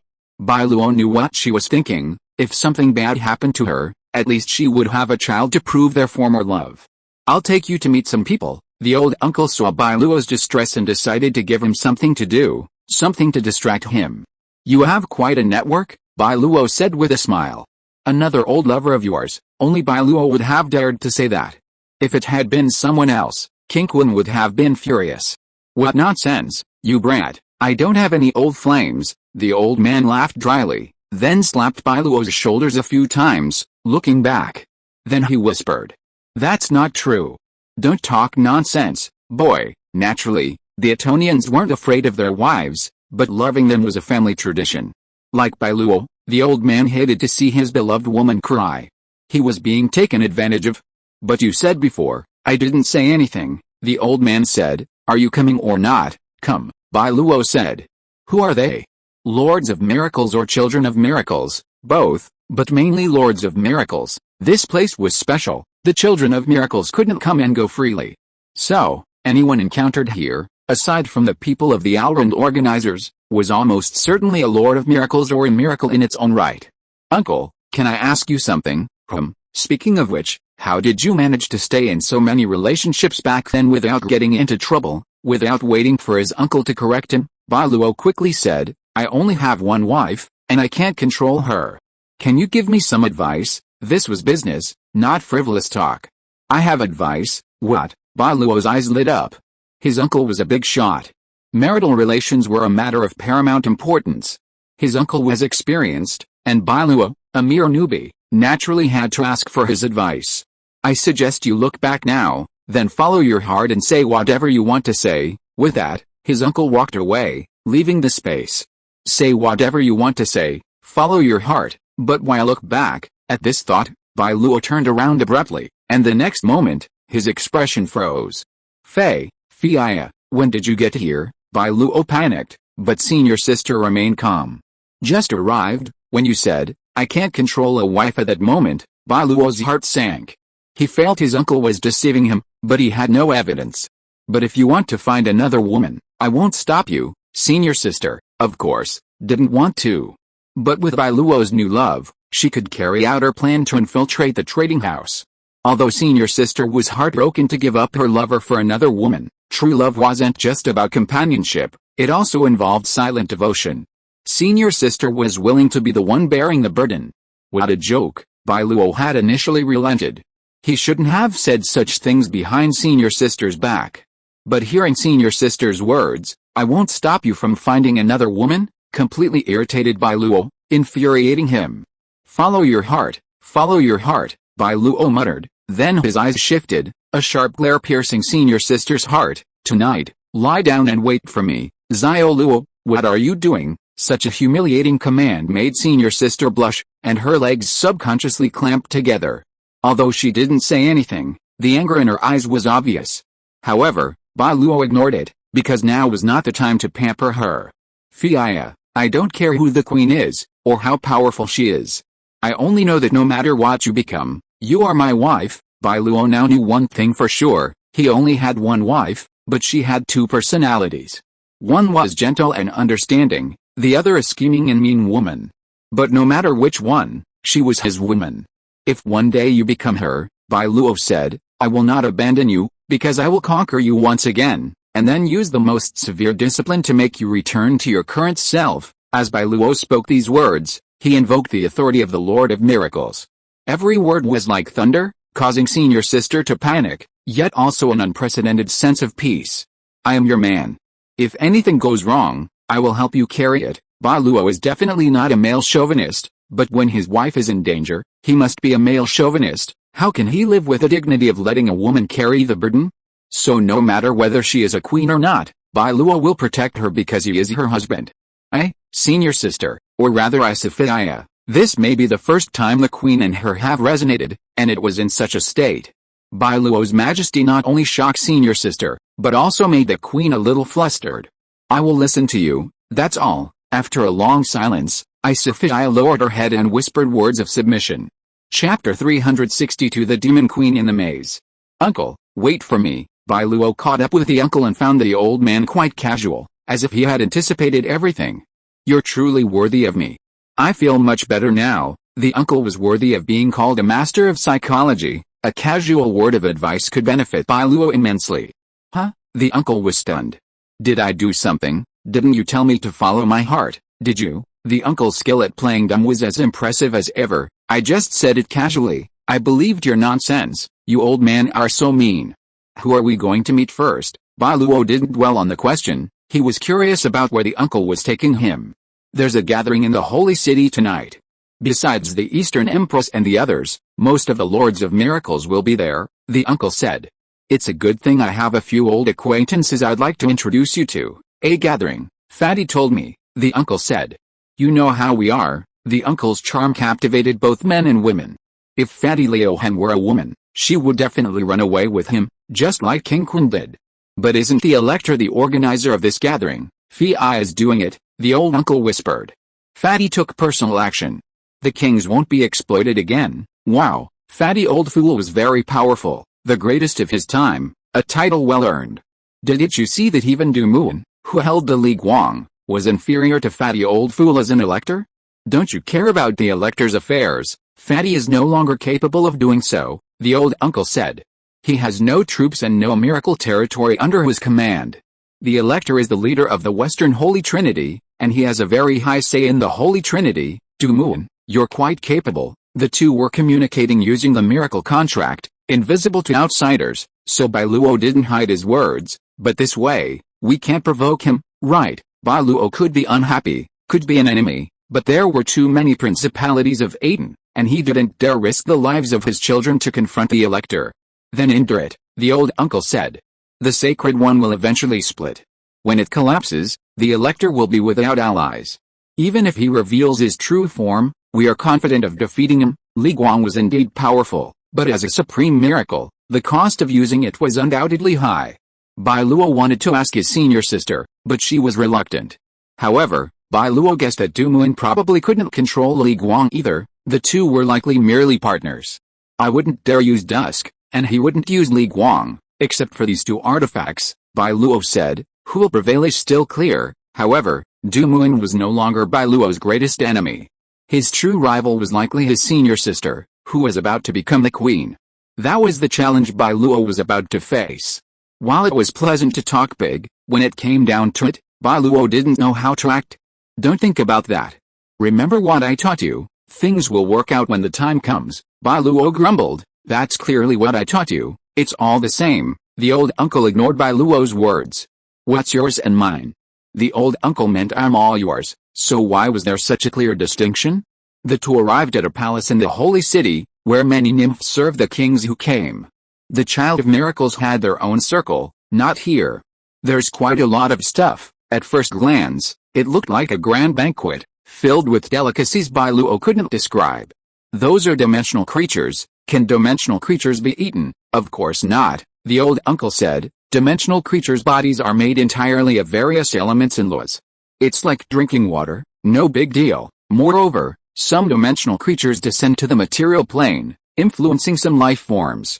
These lives evolve and gain dimensional power. In the eyes of the Lord of Miracles, they are very interesting pets and livestock. It is their honor to be eaten by the Lord of Miracles. There's a king in the southern continent who loves food, the old uncle said. I heard his greatest hobby is searching for dimensions and tasting the powerful lords of dimensions, using lords of dimensions as food. Bai Luo also had such an ability, but he thought it was too wasteful. Capturing a lord of dimensions meant, of course, making him his own. Eating him? Are you sure you're not kidding? Walk around here, I'll find someone, have a good time, Bai Luo said, and walked to the nearest table. The banquet was buffet style. The kings could take whatever they wanted. After all, whatever they took would be replenished. The electorate was wealthy and powerful, so they had no shortage of such things. If I ever hold a meeting in my Arden again, I'll make sure it's more grand than the electorate's. Thinking this, Bai Luo found a seat and began to savor the unnamed barbecue on his plate. Hello, can you excuse me? Bai Luo was enjoying his meal when someone called out. He turned around and saw a young woman in long, straight black hair standing behind him, though Bai Luo didn't recognize her. The girl had a slender figure and fair skin. Like Xiaobei and Lu Wei's family, she had an oriental face. However, compared to them, her appearance seemed more in line with the aesthetics of the people of the New World of Miracles. Miracles enhance the genes of all beings, and the kings are the most advanced of all. So Bai Luo wasn't shocked by the other person's beauty. He was looking for aura, and that was the only thing that could make him, someone so face-blind, remember her. You look familiar. Have we met somewhere before? Me. Bai Luo quickly straightened his appearance. Those who could be here were all masters of miracles, and Bai Luo couldn't afford to be rude. Hello, I'm the Lord of the Duchy of Atón. My name is Bai Luo, Atón. The girl was startled at first, then immediately covered her mouth. The long black dress fitted her body perfectly, showcasing her gracefulness and elegance. Her aura was noble, yet unlike the cold and domineering demeanor of the Empress and senior sister, she possessed the sweetness and friendliness of a kindergarten teacher. Excuse me, no wonder you look familiar to me. I see, do you know me? I've long heard of you, the girl said, a little embarrassed. Sorry, I forgot to introduce myself. My name is Shizuyu, the Miracle Lord of the Starry Night. You can call me Xiaoyu, or Shizuyu, whatever, the Demon King's castle in the labyrinth. This wasn't the first time Bai Luo had heard the name Shizuyu. In fact, as early as his youth, the name often appeared in the stories of the old man in the mountains. That's right, she was one of the 19 people who had traveled the world with his uncle, adventuring everywhere. She was also the Miracle Lord before Bai Luo. Aside from Bai Luo, she was the most junior newcomer in the room, even younger than the Earl of Thorns. Chapter 363 Striving to Become a Wife. But now, it seems I'm the youngest master of miracles. Bai Luo hadn't expected to run into him here. Shizuyu asked softly, I heard he was here too, so I came all the way here. It was needless to say who he was referring to, who else could it be but Uncle? But he truly was Uncle. Could this girl also be his ex-lover? Uncle was certainly not the type to play two women at once. But he was too talented, his charm irresistible, and so many coveted his beauty. Where's Uncle? Bai Luo went to look for Uncle. Shizuyu was there to find Uncle, so Bai Luo couldn't interfere. It's okay, it's okay. I'll just wait here. Look at him, the Lord of Miracles, with his attitude, like a cute kitten, without a single temper. Was this Uncle's ability, to actually train a Lord of Miracles to be so well behaved? Stop destroying my reputation, Uncle's voice echoed in Bai Luo's mind. Miracles were connected, and except for what Bai Luo wanted to hide, there were no secrets between them. So what's going on? Bai Luo didn't believe his uncle hadn't trained Shizuyu before. Is her personality like this? It's not like there aren't people who are naturally soft girly, but Bai Luo had observed Shizuyu. She was wearing a black tulle dress with an open neckline, her snow-white righteousness blinding Bai Luo's eyes. Senior sister was fine, the Queen of Avalon's formal attire was similar. But Empress Dong, she wouldn't wear something like that, it was too revealing. Black, tulle, dress, low neckline, adding these attributes together, Bai Luo wouldn't believe that Shizuyu was a well-behaved and obedient girl. She certainly wasn't like this before, the uncle was saying. Wait a minute, Xiaoluo, I found someone. Hey? Uncle? Uncle. The other party hung up, and Bai Luo exited the telepathic communication state. Well, I just contacted my uncle, he'll be here soon. Actually, I came to see you too. Telepathic communication is an application of the law of relative time. Unfortunately, Shizuyu's strength is not low, and this relative stillness ability is basically ineffective against her. So, in Shizuyu's perception, Bai Luo seemed to have answered a phone call and left her aside. Looking for me, Bai Luo was a little surprised. Wasn't she the uncle's mistress? I'm mainly looking for you, not Lord Saros. What do you want to see me for? Bai Luo said. Alliance? Sure, you can rest assured about my character. Even if you don't trust me, you have to trust Saros. Alliance is just a small matter. Shizuyu's reaction made Bai Luo a little confused. Then what are you here for? Do you want to get to know me? Yeah, the woman nodded vigorously, and then showed a satisfied smile. You and Lord Saros when they were young? Look really alike. Is that a compliment? Yes, although she was a beauty in black, she gave Bai Luo the illusion of being naive. I heard that you were called the Demon King of the Labyrinth. Demon King? That's just something they gave me. How can I be a Demon King? Shizuyu, the word Demon King sounds very fierce and doesn't suit me at all. Chatting with Shizuyu gave Bai Luo the illusion of chatting with a female classmate. In short, it was very casual. You can say anything and you can just laugh it off if you said something wrong. Has Lord Saros mentioned me to Mr. Bai Luo? What did he say about me? Not much, Bai Luo. When Grandpa Shan Wang talked to me about you, the word he used most often was genius girl, And you're a very lovely and beautiful girl, very considerate, and the most popular member of the team. Ah, old man, is that what he said about me? Xiang Wang was quite old, even the labyrinth demon Lord Shizuyu called him old man. Actually, I'm not a genius girl, Shizuyu said shyly. I'm just Lord Saros' servant, serving tea and water to everyone, taking care of their daily needs. So humble? Not at all, Shizuyu said, not considering that time as a shame. Instead, she felt nostalgic. Everyone took good care of me. Back then, Shizuyu wasn't yet a miracle master. She became Labyrinth Demon Lord about 20 years ago, after leaving the team. But Shizuyu was indeed very talented. In just 20 years, she completed the 80-year journey of the Earl of Thorns and entered the realm of the Three Awakenings.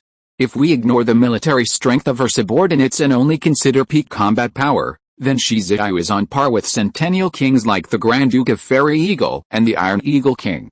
This demonstrates Shizuyu's talent, making her worthy of being a member of the adventuring group. I'm not as formidable as you say, Shizuyu said, but from the way she repeatedly picked up food for Bai Luo and immediately reached for the buffet when his plate was empty, Bai Luo could tell how happy she was inside. Why do you call my uncle Lord Salos? Because Lord Salos is my benefactor. Shizuyu was originally sold as a slave to the sacred arena. But how could such a delicate girl become a gladiator? The day she took the stage was her death. In his youth, after the Qingquan Kingdom's defeat, the old uncle voluntarily went to the sacred arena and accepted imprisonment. He and Shizuyu shared a cell. A 4 or 5-year-old girl and a 20-year-old man, the latter risking his life to protect her, allowing her to live to the day of freedom. Shizuyu adored her uncle immensely. In her mind, he was the hero who saved her. Too bad, I'm not a princess. Shizuyu felt quite inferior, feeling she was unworthy of him, unworthy enough to even stand by his side and admire his silhouette. Uncle, you truly are a sinner. Look at how worried the Labyrinth Demon King must be. The Lord of Miracles, yet he still felt inferior. Suddenly, Bai Luo seemed to understand Shizuyu's outfit. Her uncle's interests were different from most. He wasn't interested in innocent girls or young girls like Inya and senior sister. He preferred mature women, especially those older than him. Oh, it wasn't just about living longer, temperament was more important than age. I've been working hard, Shizuyu said, I'm striving to become a mature, confident woman. I need to be excellent both in appearance and in spirit. With that, the young woman stood up from her seat and presented her figure to Bai Luo. How is it, Shizuyu? Is my figure good? Is my temperament okay? Natural. This guy is definitely a natural. But that's true. Although Shizuyu is younger than her uncle, she is also of the same generation. Perhaps in Shizuyu's eyes, Bai Luo is just a little brother, or a nephew or something like that, so there is no taboo. Bai Luo was stunned for a moment, but still told the truth. Very good, except for her personality being too soft and cute, she has all the attributes of a wife. Chapter 364 Engagement. What am I talking about? Why am I discussing such a topic with her, and is this really the place where kings gather? Why are you just chatting about family matters? Are you sure we're not here to reminisce about the past? So do you like it? Bai Luo's mind faltered for a moment. Wait, well, that's a hard question for me to answer. Disciplining senior sister was around, but it came with a prerequisite. Bai Luo couldn't cheat, or even mentally cheat. She's not here, is she? Probably not. Bai Luo looked around, making sure senior sister wasn't in sight, and then said to Shizuyu, don't persecute me. It's dangerous, and you should ask your uncle about this, not me. I like it very much. At that moment, the uncle walked in, followed by a woman who looked like the person he was looking for. Lord Saros. Shizuyu's eyes welled with excitement. I'm so glad you're okay. Long time no see. You, forget graceful maturity, flirtatious charm. The moment she saw the old uncle, Shizuyu transformed into a soft, adorable kitten, nodding in agreement like a hamster to whatever he said. What do you think, Zia Luo? The old uncle looked at Bai Luo, who was puzzled. What do you mean, you? The old uncle asked. How would you rate it? Are you crazy? Was this a question Bai Luo should answer? Or was the old uncle so open-minded? Was he inviting him to a threesome? Isn't this bad? As soon as Bai Luo opened his mouth, his uncle knew he had misunderstood, so he explained, I have nothing to do with you, girl. She came all the way to see you. See me? Why? Because I once arranged an engagement with her for you. Bai Luo's expression went from confusion to bewilderment, then to shock. What's going on? What engagement? Do I even have an engagement? But I already have a senior sister. She knows. She actually knows. Bai Luo was stunned. He had always believed Shi Ziyu was his uncle's mistress. But who could have imagined that she was dressed so formally, not for his uncle, but for him? It was only then that Shi Ziyu suddenly realized that Bai Luo had been mistaken. Well, I've always considered Lord Saros a father. The reason he dressed like that was because of his uncle's hobby. He liked mature women, and Bai Luo presumably shared the same preference. Don't you like it? No, it's not a question of like or dislike, Bai Luo said. It's mainly because I have a family. I didn't say I had to agree. The old uncle took a drag on his cigarette and said, you can refuse too. Seeing Bai Luo hesitate, the old uncle smiled, the kind of smile that only men understand. You should think about it again. Don't worry, the girl isn't here, and even if she was, she wouldn't stop you. Bai Luo wouldn't fall for the old uncle's trick. Is he that kind of person? Ridiculous. Teacher, isn't it time to introduce me? Oh, excuse me. The old uncle quickly stepped aside and introduced Bai Luo. My name is Mu Yunji. You can also call me the female sword emperor. As expected, when he heard the other party address the old uncle as teacher, Bai Luo remembered the most powerful member of the 19-person team that old Luo had mentioned to him, the female sword emperor, upper miracle, Cheyenne 49. Although a miracle master, she lost to the old uncle in a duel, then accepted a defeat and became his disciple. However, the old uncle did provide the female sword emperor with considerable assistance, enabling her, despite her young age, to become the third most powerful female miracle master, second only to the Eastern and Northern Empresses. Even in the entire miracle world, the female sword emperor was considered a top-tier powerhouse. Is this the king that teacher serves now? He looks quite ordinary. The female sword emperor was from Jiazhou, the eastern race of the miracle world. However, her personality differed from that of Shi Ziyu, the Eastern Empress. She resembled a female knight roaming the martial arts world, or a female leader or swordsman from a cultivation novel. She possessed a heroic, chivalrous, and ethereal aura, and possessed a natural, ethereal presence. Honestly, in terms of charm, she surpassed Shi Ziyu by a significant margin. I didn't force you, Yunji. HMPH, the female sword emperor snorted coldly. Who do you think I am? Now that I've spoken, I won't break my promise. What's going on? The old uncle hadn't said a word. What had he done behind Bai Luo's back? It seems you don't know yet. The female sword emperor shook her head and looked at her uncle. In this world, the only person who would dare to do such a thing is you, teacher, right? What is it? The talent show? The female sword emperor said calmly. It's not just me, and it's not just her. Your uncle has deceived more than a few of us over the years, and I'm sure he'll do many more soon. In his youth, the uncle had also traveled extensively, but he only had Qingquan in his heart. But outstanding people shine wherever they are. The uncle was a man whose radiance could not be hidden. Qingquan, Shi Ziyu, and the female sword emperor, all of them had received great favors from the uncle. But with the exception of Qingquan, Shi Ziyu considered the uncle a father figure, while the female sword emperor served him as a master and disciple. Yet, the debt was too great. Shi Ziyu's life was saved by the uncle, and so was the female sword emperor's. It would be unjust not to repay him. Even a master of miracles might be hindered by this unfulfilled wish. Bai Luo's uncle patted his shoulder hard. He said in a deep voice, "Are you excited? So, what wish did you make back then?" "Nothing," the uncle said. "I told them that if they want to repay a favor, they should return it to my children, that's it." "One more thing," the uncle said, "if it's possible, would you consider marrying me?" The uncle had no children, but he did have children. Senior sister, Inya, and Bai Luo could all be considered as children, but the first two were daughters, making it clear who the favor should be returned to. Bai Luo almost lost his breath. What the hell are you doing? How many people have you said this to? So many, I can't remember. Fuck, Bai Luo looked at Shi Ziyu and the female sword emperor. You don't care? You're just going to let him do whatever he wants? This wasn't just disrespect for women, it was completely disregard for them as human beings. I do. Shi Ziyu raised her hand obediently, then blushed mysteriously. To be Lord Saros's daughter-in-law, hopeless. This guy is completely hopeless. Shi Ziyu was like a child bride raised by her uncle, completely immersed in the beauty of the future. If you're listening to this novel on a channel other than Fanfic World, it means they downloaded and uploaded it without effort. We cordially invite you to visit our channel, Mundo Fanfic Novelis. There you'll find the original version of this story and you can explore many other novels of various genres. We're waiting for you to immerse yourself in a world of incredible novels. Chapter 365, You're not my husband yet, are you asking for something? Teacher didn't force me, the Sword Queen laughed.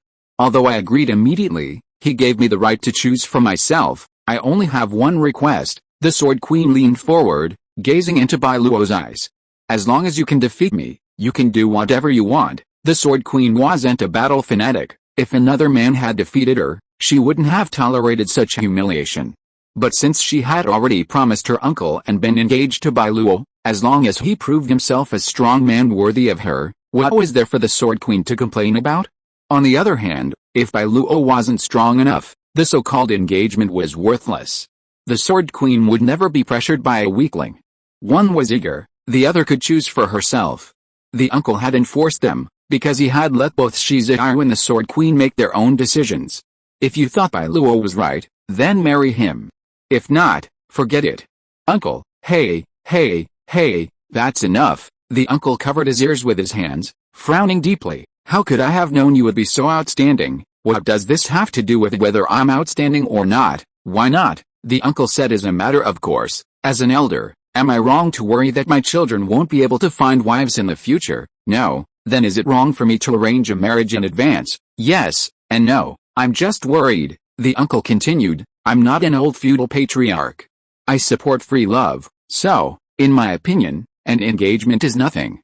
How can a marriage contract tie someone to you, uncle? What if she doesn't want you anymore? What if she dumps you? What if she meets someone better? As the old saying goes, you can't put all your eggs in one basket. When you are in the world, you can never be burdened by too many debts.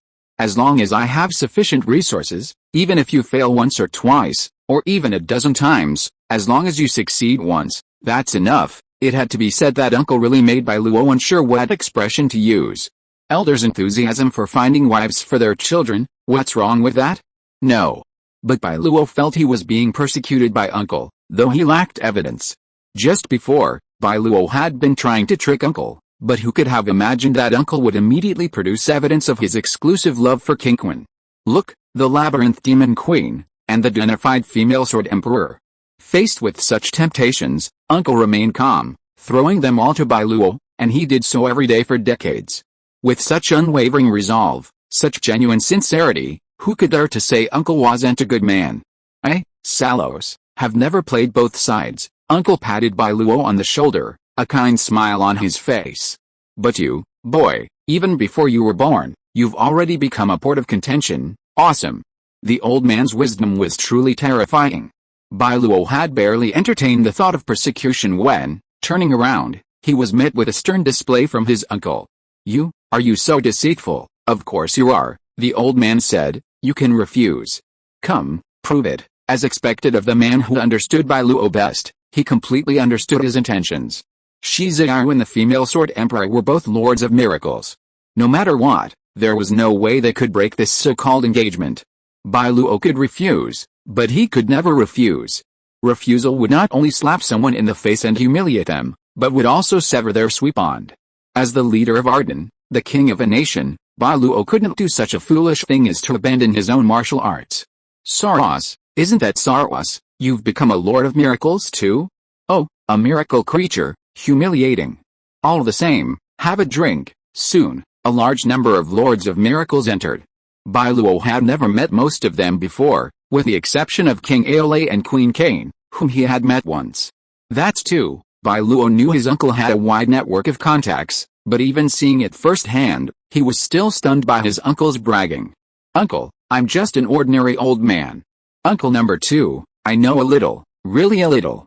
Uncle number 3, a mature old man shouldn't show panic. Uncle number 4, I'm a little bit better than him. Pretending. This damn old man just loves to show off. Sigh, Bai Luo sighed, noticing the Sword Emperor and Shizuyu still there. Aren't you going? Not interested. This was the Sword Emperor. She didn't enjoy socializing or playing tricks, it was too tiring. I'm not good at that. It wasn't that Shizuyu wasn't good at it. Although she acted very well behaved in front of Bai Luo and his uncle, in the Labyrinth Kingdom, she was truly a female demon queen. Once upon a time, in a medieval dimension, a country was destroyed overnight by demons sent by Shizai because it offended her. But to her friends, Shizai was a softie. But even as a master of miracles, Shizai, regarding those unrelated to her, had her own temper and boundaries. Forget it, are you guys full? Anymore, I just arrived and I've barely eaten a bite. The Sword Queen, worthy of the female knight in the Mountain Hermit story, sat down next to Bai Luo and grabbed a piece of pastry from his plate. Well, I have to admit, while the Elector isn't great, the food is subordinate's make is pretty good. My uncle had heard that the Holy Empire was now divided into East and West, each ruled by the Sword Queen and the Elector. However, the number of masters of miracles supporting the Elector clearly outnumbered the Sword Queen. If a real fight broke out, the Sword Queen wouldn't stand a chance. What's more, the Elector's true identity is Du Muon, and with Li Guang here, Bai Luo thought to himself, without knowing his true identity, the Sword Queen would likely die at Du Muon's hands. Although Du Muon didn't dare reveal herself, being able to take down a high-ranking empress through a surprise attack was definitely a worthwhile deal. Can I make you a suggestion? Oh, the Sword Queen put down her things and said coldly, you're not even my husband yet, and you're making demands? Fine, tell me. If it's reasonable, I'll give you face. I'm talking about a suggestion. A request is a request. Even if you say it's an order, I'm not against it. Her tone might be a bit harsh, but for someone of the rank of Empress, it's truly remarkable that she could lower her composure for Bai Luo's sake. This shows that while the Sword Queen claims she doesn't recognize Bai Luo, deep down, she's probably somewhat concerned about this engagement. Like her senior sister, the Sword Queen is the type of woman who plays strong before marriage and acts like a bitch afterward. Chapter 366 You're like the feudal patriarch in the fairy tale. My cup of tea. It's true, Bai Luo just loves strong women and queens, that's just his thing. Prime Minister Xiao loves married women, and Bai Luo is devoted to queens. What did you say? Nothing. Bai Luo, having nearly exposed his sexual quirk, quickly changed the subject. I'd like to ask you not to clash with the Elector. The Sword Queen frowned slightly, puzzled. Do you have any new intelligence? Not sure yet, she was certain, but Bai Luo couldn't explain the source of the information, let alone say anything more here, as that would arouse Du Muon's suspicion. In short, the opponent's strength may be beyond your perception. You can understand this as him hiding his strength. If you fight him now, your chances of winning are low. With the Sword Queen, there was no need to beat around the bush. Losing was losing, and defeat was defeat. She loved honest advice that was unpleasant to the ear. Yes, I understand, the Sword Queen said. If I decide to take action in the future, I'll notify you first. If you agree, I'll fight him. It seemed the Sword Queen was just as the mountain man had said, deeply traditional. She possessed the Eastern woman's insistence on commitment, and that engagement wasn't as easy as the Sword Queen had suggested. After all, her words were like what a wife in a feudal family would say to her husband. Before making a decision, she'd always consult her husband. Only if he said yes would she act, otherwise, she'd never dare act on her own. That's too obedient. HMPH, the Sword Queen folded her arms in dissatisfaction, turning her face away, ignoring Bai Luo. Bai Luo had great respect for the Sword Queen. First, her current strength was such that, not counting Bai Luo, only the Eastern Empress could suppress her. Second, Bai Luo had practically grown up listening to stories about the Sword Queen, and he certainly felt a special connection to those in these legendary adventures. What's so strange about that? Do I have to be serious with you? Her words were serious, but more than that, they were filled with dissatisfaction. The Sword Emperor replied, we're not enemies. The engagement with the leader's child, a child they'd once shared adventuring with, was a joke, but that didn't stop the Sword Emperor from caring for Bai Luo. It was like an older sister meeting a relative's child. As long as the child wasn't a bit of a jerk, she'd definitely take care of him. So, in your eyes, I'm just a kid. That's just how it is. Age-wise, the Sword Emperor didn't like to lie. She'd tell her true feelings. If she liked someone, she liked them. If she disliked someone, she disliked them. Lord of Miracles, why bother pretending? I can't refute that. Bai Luo was very young. His past life combined with this one only put him in his early 40s. Compared to the 1,000-year-old Sword Emperor, he was a mere fraction. This didn't even take into account the Sword Emperor's accelerated thinking. If her keen sense of time was also taken into account, her mental age would likely exceed 100 million. The Elector is as powerful as I am, yet you told me not to provoke him, the Sword Queen, so, in your opinion, he's even stronger than me, right? The Sword Queen was currently at the 5th awakening. While still some distance from the 6th awakening, the only difference between the two was the infinite or quasi-infinite. The super-standard 6th awakening represented a truly infinite miracle, even surpassing the concept of the entire world. A clash between 6th awakening miracles had the potential to destroy the entire miracle world, and this was universally acknowledged. In contrast, while the 6th awakening would undoubtedly ultimately triumph, a true clash between the Eastern Empress and the Sword Queen would likely take a long time. However, neither the Sword Queen nor any of the other 5 awakening miracle masters dared to provoke the Eastern Empress. Why? The power of a 6th awakening miracle is infinite, while that of a 5 awakening miracle is quasi-infinite, but infinite is still greater than quasi-infinite. While the infinite power of a 6th awakening can only inflict limited damage on the infinite form of a 5 awakening miracle, that little extra power is certainly present. And this little bit may not be a big deal to the miracle itself, but to the son of miracle. A little bit of infinity, it is still infinite. When the 6 awakenings fight against the 5 awakenings, they can suppress the 5 awakenings while using the little bit of miracle power that leaks out to destroy the miracle kingdoms of the 5 awakenings kings, such as the female sword emperor. Therefore, no one is willing to provoke a strong person at the level of the Eastern female emperor. Everyone is also extremely in awe, fearing that if they offend the other party, their country will be destroyed. Maybe the female sword emperor will not die, she can still live. But just like Bai Luo, if all the Atón people died, what would he have left? I am afraid that he will only become an avenger in this life, and in order to seek inner comfort, he will fight to the death with the Lord of the 6 Awakenings miracle. Fortunately, the Lord of the 6 Awakenings miracle is also afraid of this kind of thing. After all, no one wants to be on guard against thieves all day long. I really can't tell. The Sword Queen raised her head, her brows furrowed. That guy hid himself so well, quietly breaking through the 6th sense. Once the super standard is achieved, even I will have to avoid its edge. The Sword Queen did not lack her own country, she had her own people, and because of her personality, it was a country resembling a land of women. What a country of women! How uncultured! The Sword Queen was a little dissatisfied. Your metaphor is too tacky. Her miracle kingdom is clearly a celestial realm, inhabited by celestial maidens, so how could it be a country of women? The country of women is Dong Aoli's territory, and has nothing to do with me. The Sword Queen was an ascetic, abstaining from meat, a vegetarian diet. She and her miracle women under her command also maintained purity of body and mind.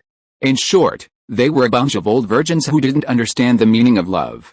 I never forced them. The Sword Queen's realm of miracles is known as heaven, heavenly palace, or heavenly court. Under the influence of the miracle world, the legends of the immortals that circulated in other material planes originated from her. The heavenly palace is governed by celestial laws, but occasionally, some seek the mortal realm. Regarding this, the Sword Queen's stance is always clear: withdraw their immortal power, remove their immortal bones, and allow them to live out their lives as mortals. Wow, this isn't coercion, I gave them the power of miracles. They were originally mortals, the Sword Queen said stubbornly, like a feudal patriarch. Since they have obtained the power of miracles, they should strive to comprehend the way of heaven, not just for me, but for themselves. When the Sword Queen first met her uncle, she was only at the peak of the 4th awakening. Then, with his help, she achieved the 5th awakening overnight. Over the next decade of adventures, with her uncle as her teacher, the Sword Queen's understanding of miracles has deepened.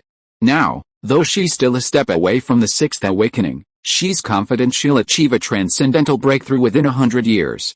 Chapter 367, Caledonian Wild Boar. At the 5 senses, the miracle people are no longer of much use.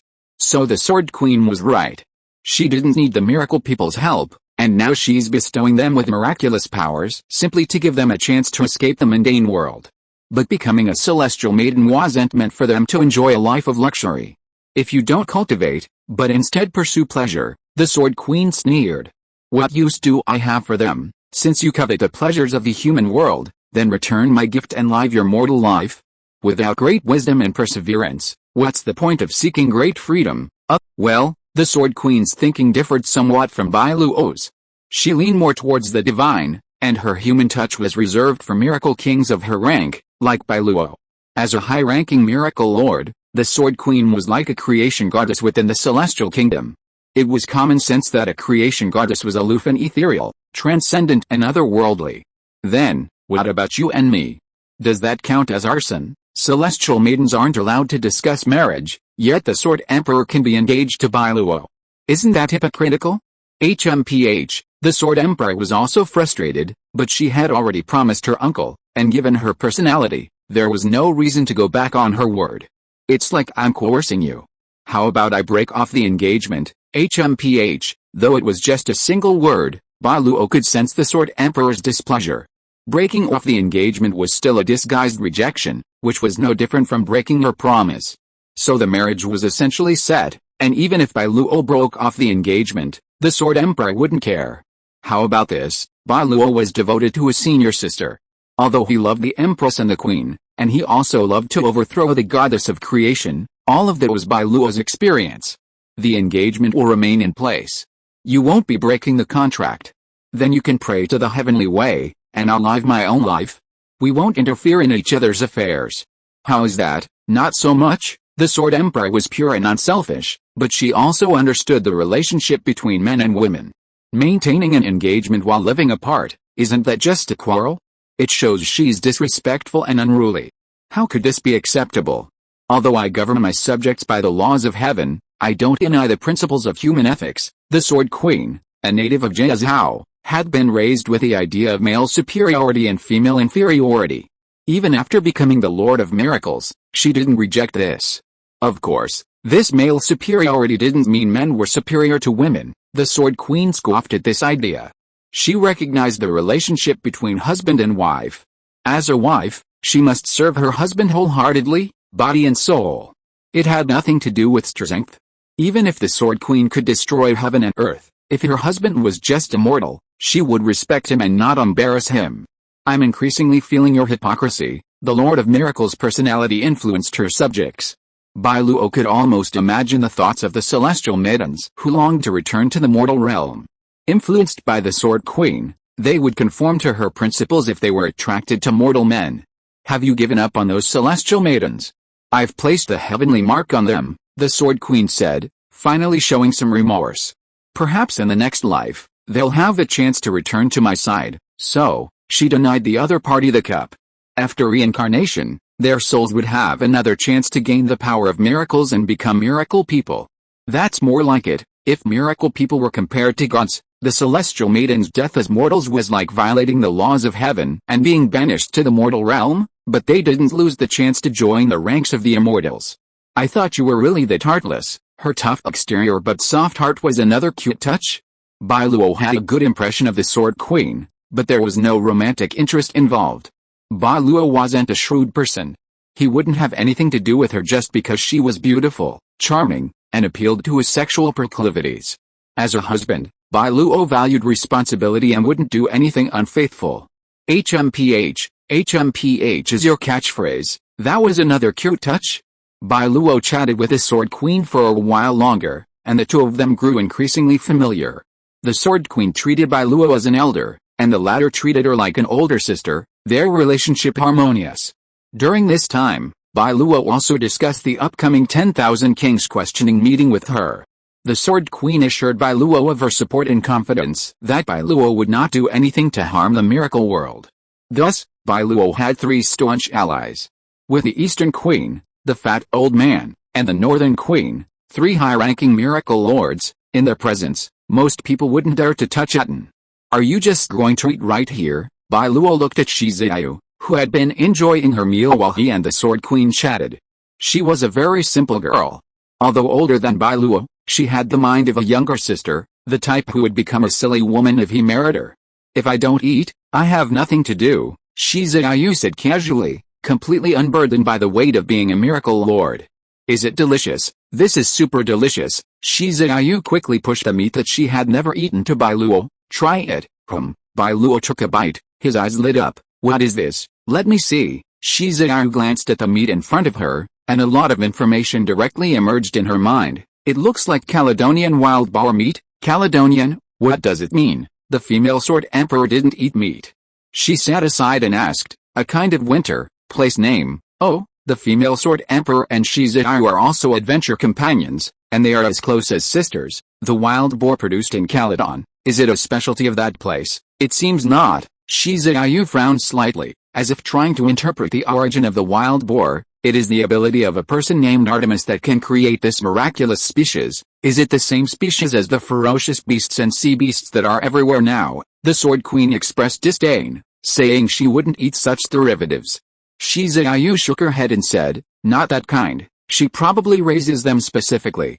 "I saw Artemis carrying a basket of fist-sized piglets and throwing them around in some material plane in the Demon King's power, Caledonian boars, a basket of piglets, just throwing them around." Bai Luo didn't know where to start his complaints. Wasn't Artemis the moon goddess in Greek mythology? Was she also a member of the Electors? So what was the Electors' miracle, and was it related to Greek mythology? The Electors were older than the Sword Queen, and for this group, the true nature of their miracles was rarely revealed. Even if they were known, it was often just a pseudonym. Only the Sword Queen disdained to lie and directly told her uncle the name of her miracle, otherwise, Bai Luo wouldn't have known so much about her. By comparison, the Electors were a complete mystery to Bai Luo and his uncle. Chapter 368, Fate Refutation.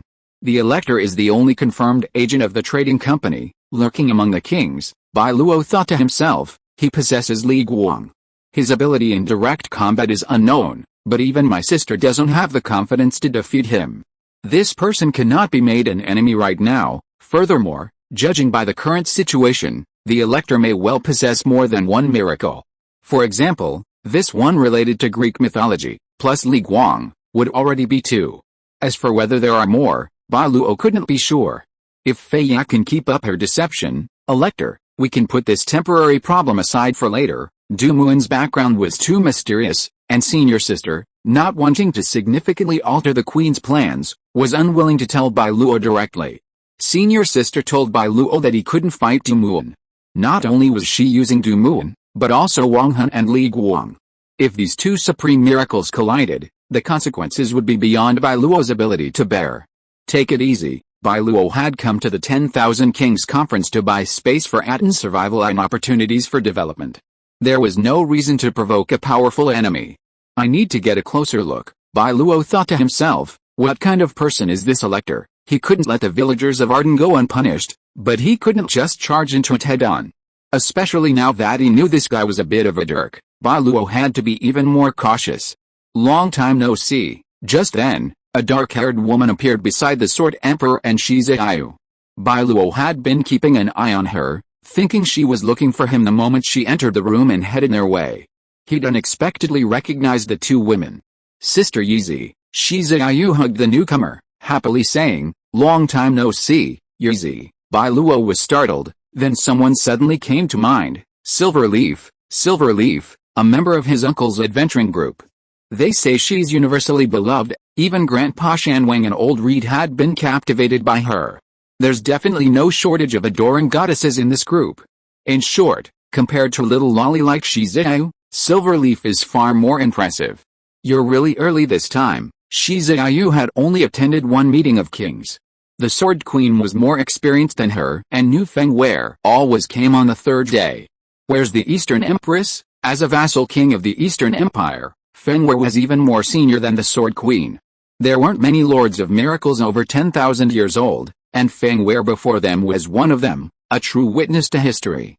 "Isn't your brother here? He's with the Eastern Empress and the others." "He won't be here until tomorrow." Every miracle nation had its own agenda. Even attending a major meeting would prioritize their own affairs.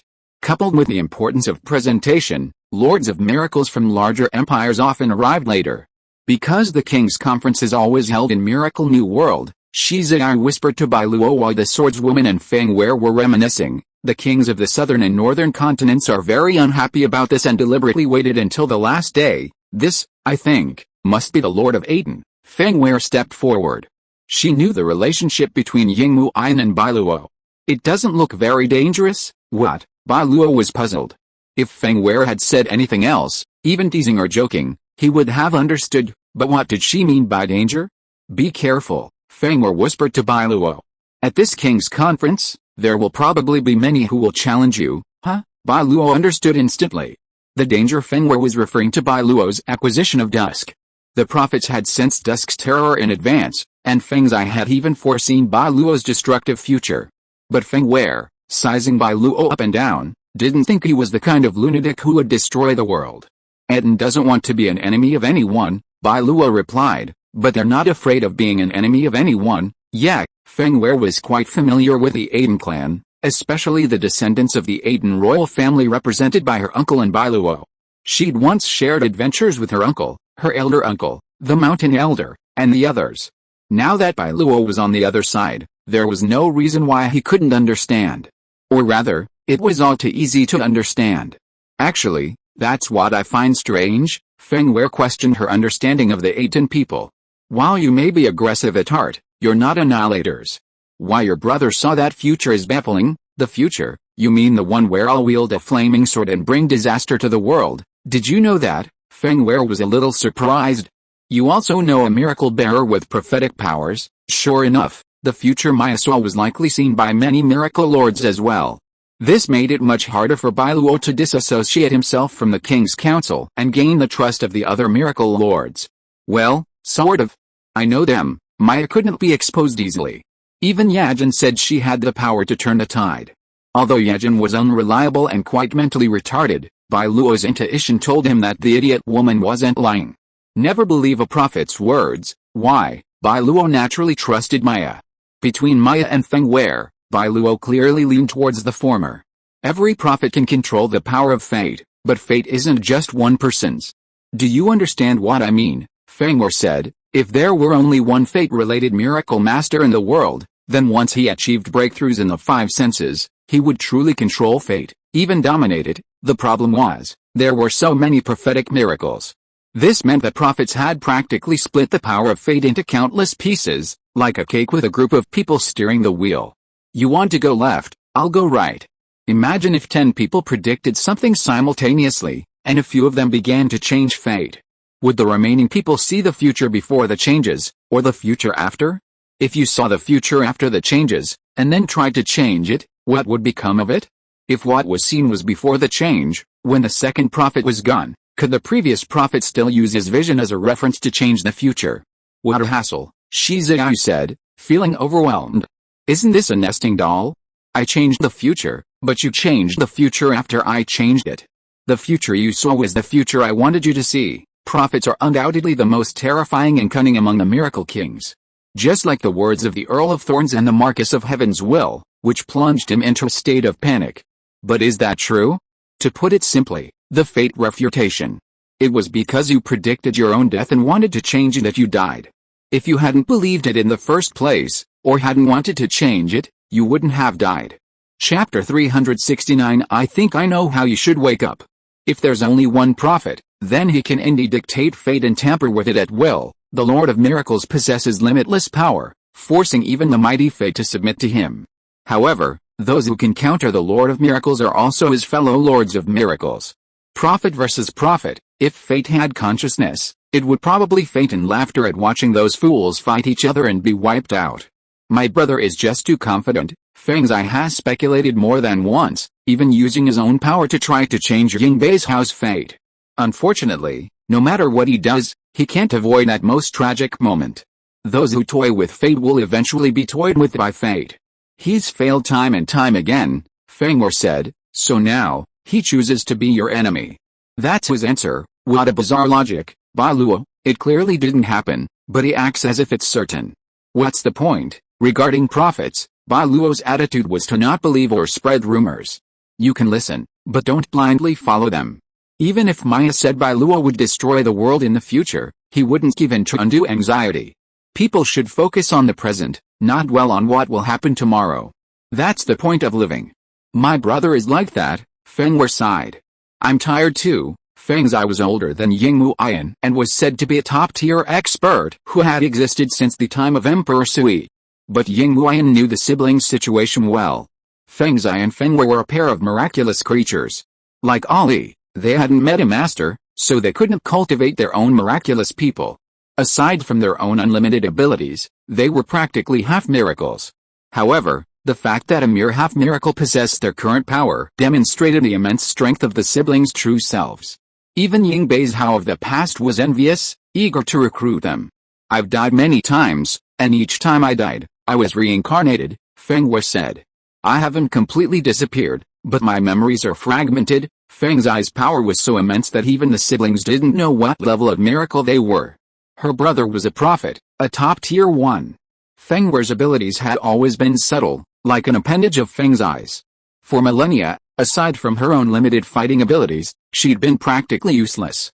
"My last death was 1,000 years ago, so I don't know much about what happened before that," Feng Wei said. "I only know that my brother had made some kind of pact with a Ying Bai's Hao, and it cost him a great deal." Feng Wei had always supported her brother, but spying on and altering fate came at a price. This was also the cause of Feng Wei's downfall. She had died in her brother's place many times.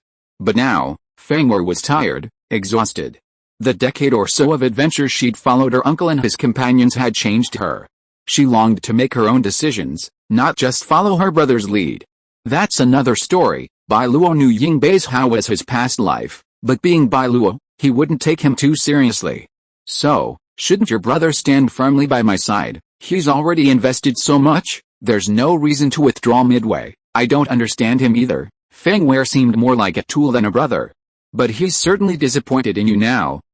This wasn't the first time Bai Luo had heard Feng Zai's name. His uncle had spoken highly of him. And Ying Wang had warned him to be careful. But for some reason, Bai Luo felt a pang of irritation. "Do I need you to be disappointed in me? Who was this guy? He was so arrogant. It's normal for you to be dissatisfied. My brother is just like that." Feng Wei shrugged helplessly. "He likes to talk to himself because he's very smart." Are you having a conflict with your brother?" "It's not a conflict, it's a difference of opinion," Feng Wei said. "Unlike my brother, I'm very optimistic about you. So, I've come to you for support." Upon learning of Feng Wei's situation, Bai Luo was initially intrigued. She was a miraculous creature, and ownerless. With the right method, an ownerless miraculous creature could be contracted, making Bai Luo its new master. Considering the dangers of dusk, Bai Luo had to prepare to face the world alone. So, at this moment, there was no reason for Bai Luo to let go of a miraculous creature that had awakened to its peak. Feng Wei wasn't a brand new miracle, she was perfectly capable of being used. Wait, Bai Luo, you and I don't have any engagement, right?" Yin Yizi was different from Shizayu. In the story, she was considered an elder, on par with the old uncle and grandpa Shan Wang. It would be strange if even she was betrothed by the old uncle. "Oh," Feng Wei smiled. "It's Saros's favorite thing to do. I'm not that foolish." The Sword Queen valued loyalty and loyalty, never making promises lightly. But Feng Wei was a bit more casual. She often joked, and didn't mind telling the occasional harmless lie. She was a very spontaneous person. Naturally, Feng Wei wouldn't fall for her uncle's tricks and be tricked into an engagement with Bai Luo. That's good. Hearing Bai Luo's words, Feng Wei was speechless. "Am I really that bad?" No, I just have too many." Bai Luo's explanations reassured Feng Wei. She asked, "You should have that, right? Which one?" Bai Luo pondered for a moment, then understood. "You want to know the path to your awakening?" "Yes." Feng Wei seemed to have truly awakened to female liberalism. "Let me see." Feng Wei knew Bai Luo possessed the ability to find miracles, which was not surprising, as Ying Bai's Hao also possessed the same ability. Status? Type: miraculous creature. Faction: law of natural selection. Contract condition: let it find the meaning of its existence. What kind of condition is that? You really saw it? Putting aside the black book's lack of reaction and the fact that Bai Luo had to flip through it himself, rather than hearing the rustling sound of pages, the mere mention of finding the meaning of one's existence left Bai Luo bewildered. The meaning of existence? Feng Wei was bewildered, but Bai Luo suddenly realized something. "Why is your brother called Feng Zai, and you Silver Leaf?" She was of Oriental descent, so it definitely wasn't a pronunciation issue. "Oh, Silver Leaf is my alias. My name is Feng Wei." Feng Wei? Which three characters? Bai Luo's eyes widened upon hearing Feng Wei's name. He seemed to understand how the woman before him would awaken. Nuwa. Fuxi. While it's said that people and objects in the miracle world can influence other material planes, even seeing them in person surprised Bai Luo. Speaking of which mythological legends, What were the prototypes of the female sword emperor and Shizuyu? The female sword emperor. The Jade Emperor? Chapter 370. This is the picturesque kingdom that your uncle has built for you. I have an idea, Bai Luo said. If you're willing, how about going to Atón with me after the 10,000 Kings Conference? Sure, Feng Wei said happily. I came here to seek refuge with you anyway. Another miracle is coming, but Bai Luo was puzzled. Aren't Feng Wei and Feng Zai together? Why did it feel like they could separate, let her find her own meaning in existence? This statement clearly implied to Bai Luo that Feng Wei could stand on her own. But Feng Zai could predict the future, and taking risks could be done by Feng Wei, suggesting a close connection between them. How strange, Bai Luo stroked his chin and muttered to himself, isn't this a bit of a jerk? In danger, he actually let his sister die for him. Oh my god, is he still a man? Are you sure this is a brother, and not a jerk who treats you as a backup? Bai Luo didn't say this out loud. After all, he wasn't familiar with Feng Wei yet, and it wasn't appropriate to say so at this moment. I've been hearing about prophets lately, Bai Luo said. If they can truly see the fate of the Lord of Miracles, doesn't that mean our destiny has already been written by someone? If such a person truly existed, Bai Luo felt, they would be the greatest enemy of all Lords of Miracles. Not so, the Sword Queen explained. The Lord of Miracles is protected by infinite power. No one can peer into the infinite. The Lord of Miracles is protected by miracles, making it difficult for prophets to see clearly unless they wield vast amounts of miracle power to control fate. However, even this doesn't guarantee complete accuracy. The discrepancy is too great, making any attempt to see them useless and unreliable. Especially after the fourth miracle awakening, they've already broken free from the constraints of fate, the Sword Queen said. For Lords of Miracles like these, even glimpsing their backs is incredibly difficult, let alone designating or modifying their fate. This goes without saying for those above the five senses like the Sword Queen and Ying Luoyang. Unless they wish to be seen, contact with them by outsiders is impossible. If that's the case, then why are some people still saying, about me? As soon as he said this, Bai Luo immediately realized the problem. Yes, if I can't see the Lord of Miracles clearly, can I also not see others clearly? Fate can be seen directly or indirectly. The murderer is directly seen, while the deceased victim is indirectly seen. Feng Zai and other prophets witnessed the scenes of countless tragic deaths, and the vision of the world being shattered and approaching its end. That's why they believe Bai Luo is dangerous and will bring unprecedented disaster. Besides, I can't interfere with the fate of the Lord of Miracles, but the fate of some of the children of miracles is not difficult. The world of miracles is very dangerous. The Lords of Miracles, especially the prophets, are like cunning old men, each one more calculating than the other. Imagine Feng Zai plotting the deaths of Elsa, Fira, and others at the hands of a child of miracles. Would Bai Luo not avenge them? On the other hand, if Bai Luo killed this child of miracles, his master, the kingdom of miracles behind him, and even the entire miracle alliance might become his enemies. A single move could easily trigger a war of miracles. Each miracle lord chooses self-restraint, largely for this reason. Therefore, even in a war, direct killing is unlikely. I understand. Bai Luo grew increasingly disgusted with those prophets.